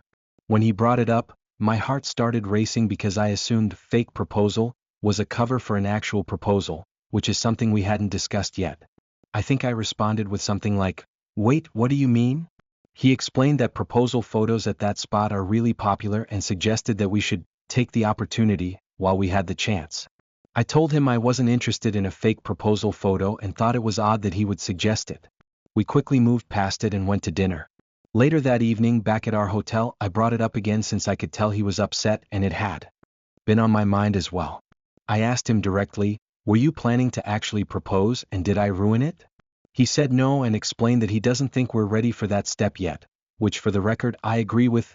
We were long distance for the first 8 months, and I'm planning to move in with him when my lease is up in January. He said he just thought a proposal photo in front of the Eiffel Tower would be really romantic, and he was worried that, whenever he does propose, it won't be as picturesque as Paris. So, he thought it would be nice to get the photo while we had the chance. I apologized and told him that I was only interested in actual proposal photos, and that I would love it no matter where or when it happens. Since then, he has seemed pretty down about it, and I genuinely feel like I ruined something special for him. I called a few friends for advice. Their opinions were mixed. Some agreed that it was an odd request, while others said I should have just gone along with the photo, as it wouldn't have hurt anything. Am I the asshole for not taking the photo with him? Am I the asshole for not attending a wedding, then purchasing a family home? A little over a year ago, my brother passed away. Some of my relatives chose to skip his funeral to attend a bridal shower. Later, they asked me to photograph their wedding and to bring a specific, expensive dish. This would have required traveling over 7 hours to get there. I declined their request, and since then, they've been critical of my recent decision to purchase my grandmother's home, accusing me of being selfish. For context, I have already invested over $15,000 into repairs and improvements on the house, and the entire family agreed on the sale price before I started any work on it. Edit to clarify, they wanted me to spend a significant amount on their wedding, which I didn't. Now I'm investing an even larger sum into the house. They're upset because they would prefer to access that money through inheritance. Now that I've put so much into the home, they would benefit financially if the house's sale price were to increase. They'd gain not only the agreed sale amount but also the money I've put into repairs and any increased market value. Currently, the home isn't at full market value yet, but it's in better condition due to my efforts, and they haven't contributed any time or effort to the repair process. When I told them I could stop the repairs and they could find another buyer, but they'd need to reimburse me the $15,000 I've invested, they brought up my refusal to cover certain wedding and honeymoon expenses. Am I the asshole for refusing to cover my friend's rent after she's been paying for our roommate's share for 2 months? Here's the situation. I am a 22-year-old female and I've been living with my best friend, 23 female, and 2 other roommates for about a year. At first, everything was going smoothly, but things have recently become more complicated. About 2 months ago, one of our roommates, 24 male, lost his job. While he's been looking for work, he's been asking my best friend to cover his portion of the rent and utilities. She has a full-time job and can technically afford to help him for a while, but she's also been asking me and our other roommate to contribute a bit more to cover his part, since she can't afford the entire rent on her own. I understand that everyone goes through tough times, and I recognize that he's trying to find work. However, this is where it starts to feel unfair. He isn't putting in a serious effort to secure a stable job. He's taken a few casual gigs here and there, but it's not enough, and he seems to be relying more on my best friend's generosity than on actively fixing his situation. To me, it feels like she's enabling him rather than motivating him to get back on his feet. I've spoken with her about this, and she says it's not a big deal because he's her friend, and she wants to help him out. I told her that I'm uncomfortable with the idea of her paying someone's rent when he isn't making enough of an effort to improve his circumstances. I also explained that I'm already struggling financially myself and can't keep covering additional expenses. Last night, I finally told her that I'm done contributing to this arrangement. If he doesn't start paying his share of the rent soon, I believe he should consider moving out. I don't think it's fair for me to pick up the slack simply because he's her friend, especially when he's not showing signs of working toward a solution. I told her that I can't continue helping cover for someone who isn't pulling their weight. She was really upset and said I was being cold-hearted and selfish. She accused me of not caring about him and argued that true friends support each other through difficult times.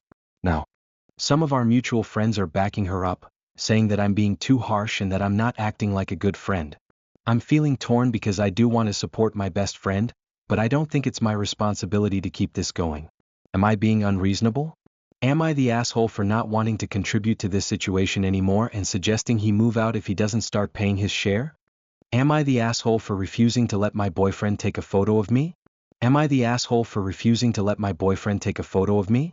Here's the context. Today is a statutory holiday, so my boyfriend, 33 male, and I, 28 female, decided to go for a hike together. A few minutes into the trail, I pulled out my phone to take a photo because the sun was peeking through the trees beautifully, creating a very photogenic scene. My boyfriend, who very rarely offers to take photos of me, asked if I wanted one. Grateful, I agreed and walked about 10 feet up the trail, then turned to face him. He laughed and said, "Ah, a good one," and showed me the screen. He had zoomed in 10x on my front lower torso. I gave him a half-hearted, "haha, very funny," as he insisted he'd take a serious photo this time.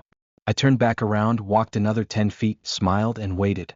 But once again he walked over, laughed and showed me the photo, another zoomed-in shot of my crotch. At this point I was getting irritated with the joke, but he refused to give me my phone back and insisted he'd take a serious one. I started to walk away only to see him zooming in again, so I tried to pull my jacket over my backside, since I was wearing leggings, to avoid another invasive photo. As I walked off, he tried to show me yet another hilarious, zoomed-in photo of me trying to cover myself with my jacket. I held out my hand to get my phone back, but he refused and insisted again that he'd take a serious photo. I said, "No thanks," and began to walk away, which led to him berating me for ruining a fun time, and saying he was just being goofy. We didn't speak for the next 45 minutes of the hike, and when we finally did, we didn't discuss what had happened. Am I overreacting? Did I enable him by laughing the first time?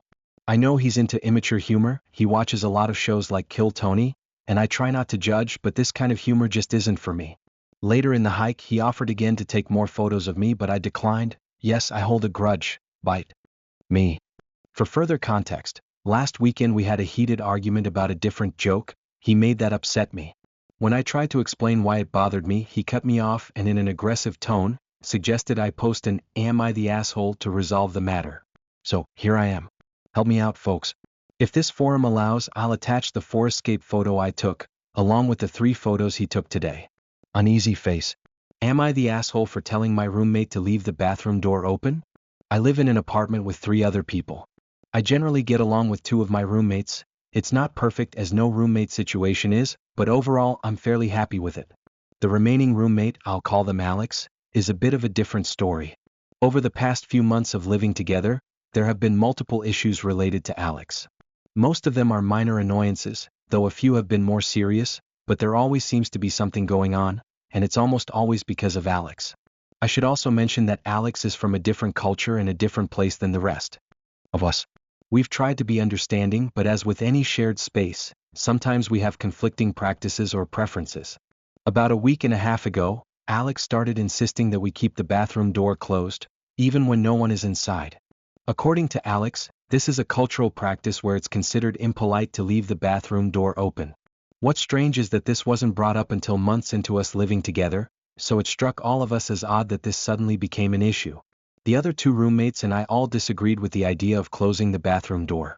For us, it's not about disregarding Alex's cultural stance, it's a practical issue. The bathroom door and handle tend to stick, so if it's closed, it's hard to tell if someone is actually in there. We'd rather leave it open to avoid this confusion. We offered a compromise to leave it mostly closed so that it's still partially hidden, but people can see if the bathroom is occupied. Today the issue came to a head. Alex had closed the door after leaving the bathroom. Later I really needed to use it. Seeing the door closed, I knocked to see if anyone was inside. There was no response, so I tried opening the door, but since the handle was stuck, I assumed someone was actually in there. I ended up waiting in the living room, really needing to go with no other option. After some time, I realized no one was in there when I saw Alex and my other 2 roommates all together in the same room. I rushed in to use the bathroom, but once I came out, I confronted Alex about it. My roommates were supportive, as this has been a recurring issue for all of us, and we've agreed that we prefer to keep the door open when the bathroom isn't in use. In hindsight, I probably went further than necessary in expressing my frustration. I was mad about having to hold it in for so long, and I could have handled my response more maturely. However, I still think it's reasonable to take issue with this. We offered a compromise that would keep the bathroom area mostly closed but still visible enough to check if it's occupied. We're not insisting on leaving the door wide open against Alex's preferences. Am I the asshole for taking a stand on this?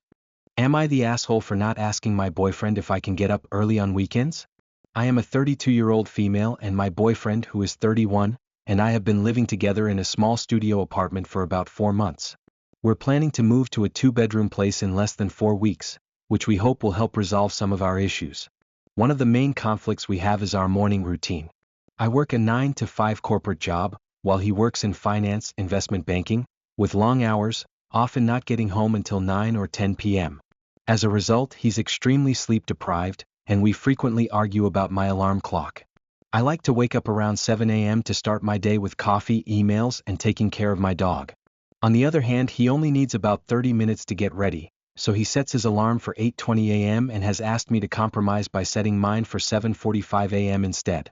On weekends, he wants to catch up on sleep and asks me not to set an alarm, which I try to respect. However, I naturally wake up earlier than him sometimes, usually around 8:30 to 9 a.m. This past Sunday, I woke up at 9 a.m. and quietly tiptoed out of the room, closing the makeshift room divider behind me. He asked where I was going, but I didn't answer so as not to disturb him further. He woke up around 10 a.m., cranky, and complained that I keep waking him up early. He said I should have stayed in bed to avoid disturbing him and that I should have asked him if it was okay for me to get up. He argued that I should be more considerate of his health and well-being, suggesting I'm not being accommodating. I pointed out that I had been as quiet as possible and suggested that if he wanted more sleep, he could try going to bed earlier the night before. He wanted to stay up an extra 30 minutes when I suggested heading to bed around midnight. I understand that he's really tired, but I also feel that I should be allowed to start my day when I naturally wake up, especially when I make an effort to be considerate. So, am I the asshole for not asking him if I can get up or for getting out of bed to start my day before he wakes up on weekends? Am I the asshole for leaving the dinner table? I was having dinner with my parents at a restaurant, and we were enjoying our meal. After we'd finished eating, conversation continued when, out of nowhere, my father asked me to take off my jacket so he could see my chest. I'm a guy. I felt uncomfortable with the request, especially since there were people around, so I declined. He kept insisting, asking me at least 3 times to take off my jacket, even though I repeatedly said no. He started getting a little angry, and while I can't remember exactly what he was saying, I remember pleading, "Please stop," and "I don't want to fight." Unfortunately, that didn't work. He seemed set on escalating things, and I asserted that I was allowed to say no and that he should let it go. At one point he said something in a harsh tone, something like, "Drop what?" It made it clear he was acting on anger and was ready to start a scene in the restaurant. Faced with this ridiculous situation, I muttered that I needed to go and left. I'm actually proud of myself for handling it that way. If I were younger, I probably would have argued right then and there. When I saw them again afterward, somehow my father had convinced my mother that I had ruined dinner and that leaving was the ultimate wrong. I countered by explaining that he left me with 2 options: fight or leave, and I wasn't going to start an argument in a restaurant. My father still insists that I ruined the evening and that I could have just ignored him or suggested wrapping up dinner if I was upset. But to me that sounds like a load of victim blaming. If he really wanted to enjoy dinner, he could have simply taken no for an answer. Thoughts? Thanks for reading. Edit. For those who are curious, here's another situation that shows how challenging things are with my father. My father really, hired an expensive out-of-network counselor/therapist to help us. My father interviewed a therapist named Dr. Greg, whom I met with multiple times.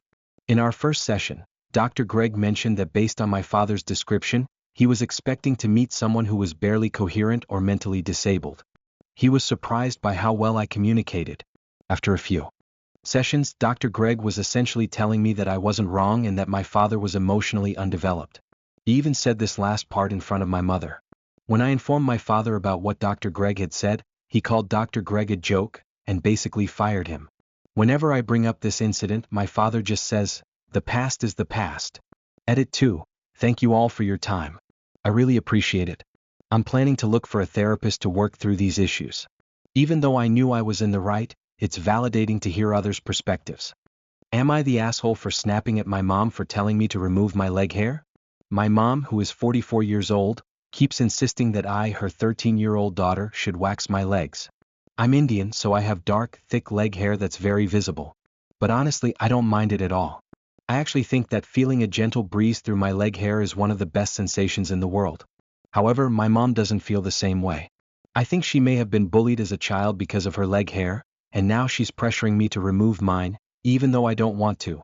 She keeps telling me that I would look cleaner without it and that people might call me names. What? Some random girls from school did make a comment once, calling me a yeti when I was wearing shorts. My mom was nearby and might have overheard them, so maybe that's where this is coming from. But I'm actually quite secure about myself. If someone finds me unattractive, they can just look away. It's really not that difficult.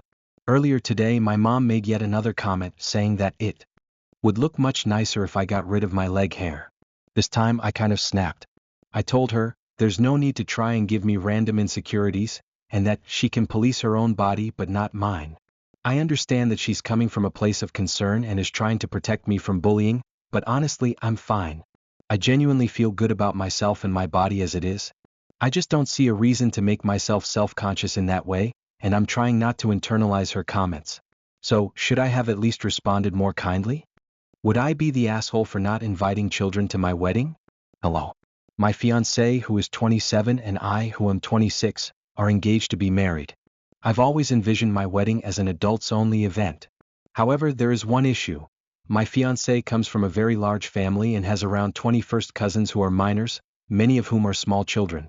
I would feel terrible excluding any family members, and I definitely don't want to hurt anyone's feelings. My fiancé doesn't have a specific vision for the wedding. I've tried to get a sense of his preferences, and while he doesn't have a clear plan, he's made it clear that he couldn't imagine having a wedding without his entire family present. I haven't yet shared my preference for an adults-only event, as I don't want to upset him. Is there a way to approach this sensitively? Would I be the asshole for planning a child-free wedding, assuming my fiancé would ultimately be okay with it? Am I the asshole for agreeing to a relationship with my best friend's ex without telling her first? I'm a 14-year-old pansexual female, at least I think I am, and I recently developed feelings for my best friend's ex-boyfriend. For privacy, I'll call him Peter, and my best friend Eve. Peter, a 15-year-old straight male, recently confessed his feelings for me during a FaceTime call, and I admitted that I felt the same. The main things holding us back from starting a relationship are, first, that we live far apart, and second, that he's Eve's ex-boyfriend. We all live in different states, and Peter and I got to know each other better after Eve and I added him to a group call one day. We hit it off immediately and started talking regularly for about a month. When Peter confessed his feelings, I was both surprised and excited. Although he's not my usual type, he's been really kind and can't seem to get him off my mind. Eve, however, has told me she's uncomfortable with me even talking privately with Peter. They dated for only a week, but they did share some intimate moments, including explicit photos over FaceTime while they were together. Right now, Eve is in a healthy relationship, and I'd hate to be the one to disrupt her happiness or put a strain on her mental health. At this point, it feels almost impossible to call things off with Peter, and I'm overwhelmed. This is my first experience with romance, while Peter is more experienced. I don't want to keep this from Eve because that feels sneaky and disrespectful, especially since we've been best friends for years. I realize it sounds selfish, but she's told me she's over Peter and has moved on with her new boyfriend. Peter is the first person who's openly had a crush on me, and I'd hate myself more if I kept this a secret from her. Peter and I have been talking for over a month and recently became a bit more romantic over the past few days. He's been very flirty, and although we agreed to take things slowly, we said "love you" on the second day, which felt like moving too fast. We haven't labeled our relationship, but he's told me he'd date me if we lived closer. If that were the case, I might feel pressure to take things further physically, which I'm nervous about. I know we need to tell Eve soon, but I'm dreading her reaction. I'm already in over my head, and I'm torn between my feelings for Peter and my friendship with Eve. Peter is the only other person besides Eve who knows I'm pansexual, and he's been incredibly supportive about it. I don't want a boy to come between my best friend and me, but the stress of the situation is giving me panic attacks, and I really need some advice. Would I be the asshole for exploring a relationship with my best friend's ex, even though it could risk our friendship? Am I the asshole for making noise at night and upsetting my roommate? I work the evening shift and usually get home around midnight. I have a mechanical keyboard, and I enjoy gaming and chatting quietly with friends late at night. My roommate lives in a separate room across from mine and is a very light sleeper. She's told me that I make too much noise at night and that it disturbs her sleep. To try to accommodate her, I bought O-rings for my keyboard, a sound dampening accessory, and even put a blanket on the wall facing her room to help reduce the noise. Despite these efforts, she doesn't want me to use my keyboard at all during the night and has also asked that I avoid talking altogether. I told her that while it's reasonable to want some quiet at night, I can't be completely silent. We're both paying rent and I feel we both have a right to use our space. She insists that I'm still not being quiet enough. I finally told her that at this point I've done what I can, and if she's still bothered, it's not really my problem. She got very upset and now I'm not sure what she plans to do. Am I the asshole? Would I be the asshole for not spending the holidays with my mom and sister? Hello. I'm a 24-year-old woman, and I feel like I'm being treated as the bad guy for refusing to spend Thanksgiving with my mom, 43, and sister, 20. To give some context, I'm in a relationship with the father of my 2 younger children, and I know that my mom and sister don't like him. I never try to force them to be around him, and I often attend family events with just my 3 kids. For my oldest child's birthday this year, I took him and his brother down to my mom's, who lives 4 hours away, while our youngest stayed with their dad. During the visit, my mom and her boyfriend, 55, invited friends and their kids to celebrate with us at the lake. While I didn't mind initially, things took a turn when they started making comments like, "You should date my son," and "You need to get out of the situation you're in," referring to my relationship. Since I'd ridden down with my sister and didn't have my own vehicle, I felt trapped. This really upset me, and after returning home, I didn't speak to my mom for about a week. Recently, my mom has been asking if my sister and I will come down for Thanksgiving. She wants me to bring all 3 kids, but she's made it clear that my boyfriend isn't welcome. Personally, I believe that if he's not welcome, I shouldn't go either. He shouldn't have to miss out on family moments with his kids. I explained to my mom that I'm not comfortable driving 4 hours alone with 3 kids, one of whom is an infant with a feeding schedule and 2 toddlers with short attention spans, without their dad. The trip would be incredibly stressful and overwhelming. My mom's response was curt and dismissive, as if I'd betrayed her by even suggesting it.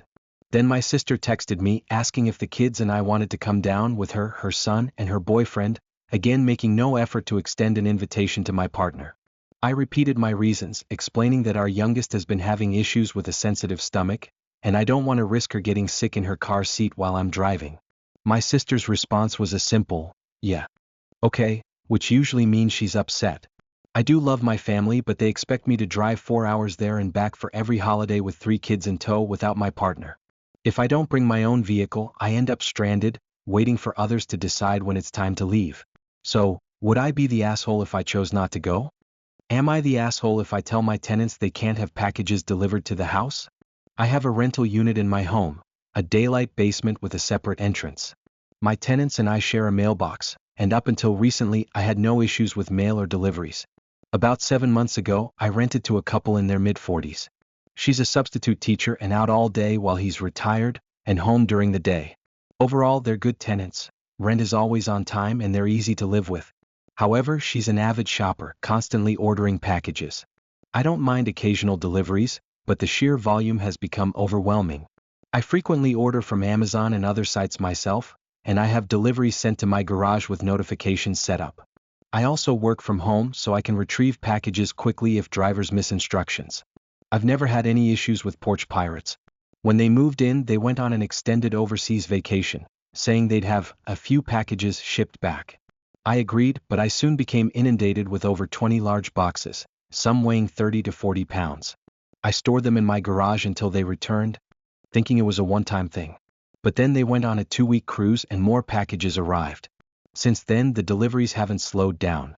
I asked them to set up delivery instructions for the garage and notifications, just like I did, and made it clear that I didn't want my porch becoming a target for thieves, especially since my house faces the main road. Despite this, packages continued to be left on my porch. I suggested she rent a mailbox at a nearby postal store, but she said it was too expensive and inconvenient with her schedule. Amazon lockers aren't an option because she orders from various sites. While she agreed to have packages sent to her sister's place during vacations, this doesn't solve the ongoing daily issue. Packages keep arriving at my porch, so I have to move them to the garage and text them each time, sometimes 3 or 4 times a day. It's become a huge inconvenience, especially since I have a ruptured disc in my back, which she is aware of. I've nearly tripped over boxes just trying to leave the house. 2 weeks ago, there were 2 huge boxes taking up my entire porch. Honestly, had to fight the urge to not just push the things off the porch, but I also don't want to hurt myself or damage the packages. I'm generally easygoing, but I'm fed up with being the middleman for her shopping sprees, as she jokes. I feel this is inconsiderate. I don't want to come across as nitpicky, especially since I already had to address parking issues when they first moved in. When I interviewed them, I emphasized the importance of respecting each other's space due to our unique shared living setup, but they seem oblivious. They're on a month-to-month lease, and I'm considering raising the rent for the extra hassle or banning deliveries altogether. Am I the asshole, or is my tenant being inconsiderate and rude? Am I the asshole for not leaving my estate to my severely disabled brother? I, 33F, received a terminal diagnosis earlier this year. I have a couple of years at best to get everything in order before I won't have the cognitive ability to do so anymore. I've been working with a lawyer and an end-of-life care social worker to make sure everything goes as smoothly as possible and that my wishes are respected. My family situation is complicated. My parents were never married, and my dad passed away from the same condition I now have when I was 12. He never remarried, so his assets were put in a trust for me by my grandparents. My mom married after they broke up and had my half-brother, 26M, who is severely mentally disabled. He has the cognitive level of a 7-year-old in an adult's body, and he's very challenging to care for, even with all the resources they have. My mom and stepdad struggle financially, and they tried hard to get control of my trust while I lived with them, but they couldn't. I occasionally help them out financially, but it feels like my mom treats me as an emergency fund rather than as her daughter. My stepdad has always been bitter about the financial aspect, especially since my dad's family is well off. I don't share much about my life with them because they often get passive-aggressive and guilt-trippy. Now that I know I'm on borrowed time, I've been trying to talk more with my mom. We've never had a great relationship, but I wanted to try to resolve some issues. Since my diagnosis, she's been nicer and more concerned, so I thought it was okay to open up a bit. I didn't want her to be blindsided or feel obligated to take on anything, as I've appointed another family member to handle my medical and financial power of attorney. I explained that I'd arranged for my own care so she wouldn't feel burdened, and she was thankful for that. But then, she brought up how she had always hoped I'd be the one to ensure my brother was taken care of after she was gone and assumed that, in a way, I still would be. She suggested that whatever I leave behind could go into his care fund, and she'd make sure he knew it was from his big sister. Here's where I might be the asshole. I'm not leaving anything to my mom or my brother. I don't have kids, but I've been the favorite auntie to my best friend's 2 children for their entire lives. They are the light of my life and I spend a lot of time with them. My best friend and I have been through a lot together. She and her husband have been the ones going with me to appointments and letting me stay with them when I was too sick for meds to be home alone. I plan to leave whatever remains of my estate to her kids for college. I know the money could help secure better care for my half-brother and relieve some of my mom's burden, but I feel I want to help someone else now. Edit. Thank you for the kind messages. To answer a few questions. A. I'm not close to my half-brother at all. I didn't meet him until my dad passed, and the 6 years I lived around him were challenging and sometimes frightening. I haven't seen him in person in 15 years. I doubt he even understands that he has a sister, or what that would mean. I care about his welfare as much as I would any other mentally disabled person, but I don't feel a familial bond just because we share DNA. I've already contributed a fair amount to help my mom stay solvent to care for him, so one could argue he's already benefited significantly. As much as my mom may wish it, I would never have taken on legal responsibility for him after her passing. His father's family could step in if they chose. B. I am working with a strong team to get things in order. My estate lawyer and financial advisor are prepared to lock everything down once I finalize my decisions about my assets. I trust my executor, so the logistics and legal planning are under control. I just need to make a few hard decisions. Reflecting on some of the responses, I'm considering closing the chapter on my relationship with my mom and her family. I've always hoped that she cared in her own way and that our relationship could improve, but I'm not sure I want to spend what time I have left chasing that. The social worker offered to set up family sessions with a counselor specializing in terminal family issues, so I may let that be my guide. Am I the asshole for not inviting my best friend's boyfriend to my 6 years clear of cancer celebration? I'm a 19-year-old guy, and when I was 12 I went through cancer. During that tough time, my best friend, also 19, was incredibly supportive. She was always by my side, messaging me during my chemotherapy treatments and making sure I was okay. When I returned to school after treatment, I joined a drama club. Unfortunately, there was one guy in the club who was incredibly homophobic towards me. I'd recently come out to my closest friends and word got around, which I was okay with. But this guy used it as an excuse to bully me. He said awful things, telling me I should leave the school because no one would want to talk to me, and even made hurtful comments about my cancer, saying things like, "It should have taken your life, and it's a shame you beat it." Fast forward to now, I'm celebrating 6 years of being cancer-free. We have a celebratory meal each year, and it's usually just me, my family, my boyfriend, 22, whom I've been with for almost 2 years, and my closest friends. My best friend started dating someone 5 months ago, and it turned out to be the same guy who bullied me in high school. She seemed really happy with him and insisted he had changed, so I decided to give him another chance. Although he and I still don't get along, I haven't interfered in their relationship because I want her to be happy. A few days ago, she asked if he could join the celebration meal. I was hesitant and explained that, while I'm happy for her, I can't forgive him for the awful things he said to me. Just a month ago, he made some snide remarks about me and my boyfriend to a mutual friend, so I don't feel like he's changed. Now, my friend is calling me childish and insists I should just forget about it.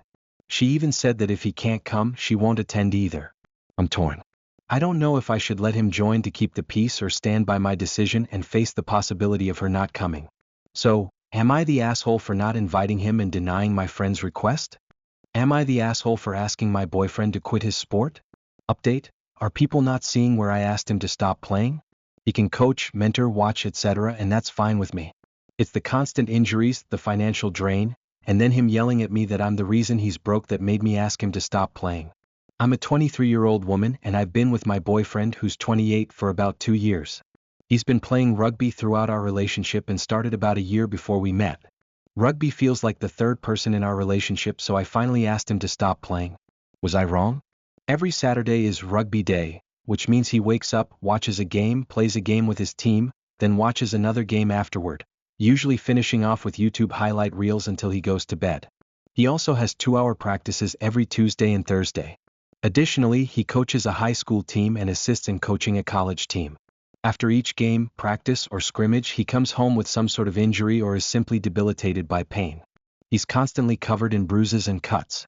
He's been to the hospital for a separated shoulder, a split eyebrow, a split lip that went all the way through the muscle and fat, and the most recent incident involved turf beads in his eye, which almost blinded him, not exaggerating.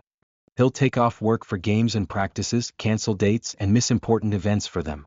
When my family home caught fire, we had a fundraiser. He tried to skip it for a game, he only attended because the game was cancelled. During my birthday dinner, he asked if we could rush it so he could make it to practice. We can't go out or do anything on rugby days, we can't be intimate because he's too sore and he can't even function on those days. He always says, it's tough on rugby days. But at this point, Saturday is rugby day has turned into every day is rugby day. He often gets stressed about money since we live in an expensive area, yet he always seems to have money for new cleats, new studs for his cleats, joint tape, and team memorabilia. Basically, he always has money for rugby like an addict always has money for a fix. To be clear, I'm genuinely glad he has something he enjoys.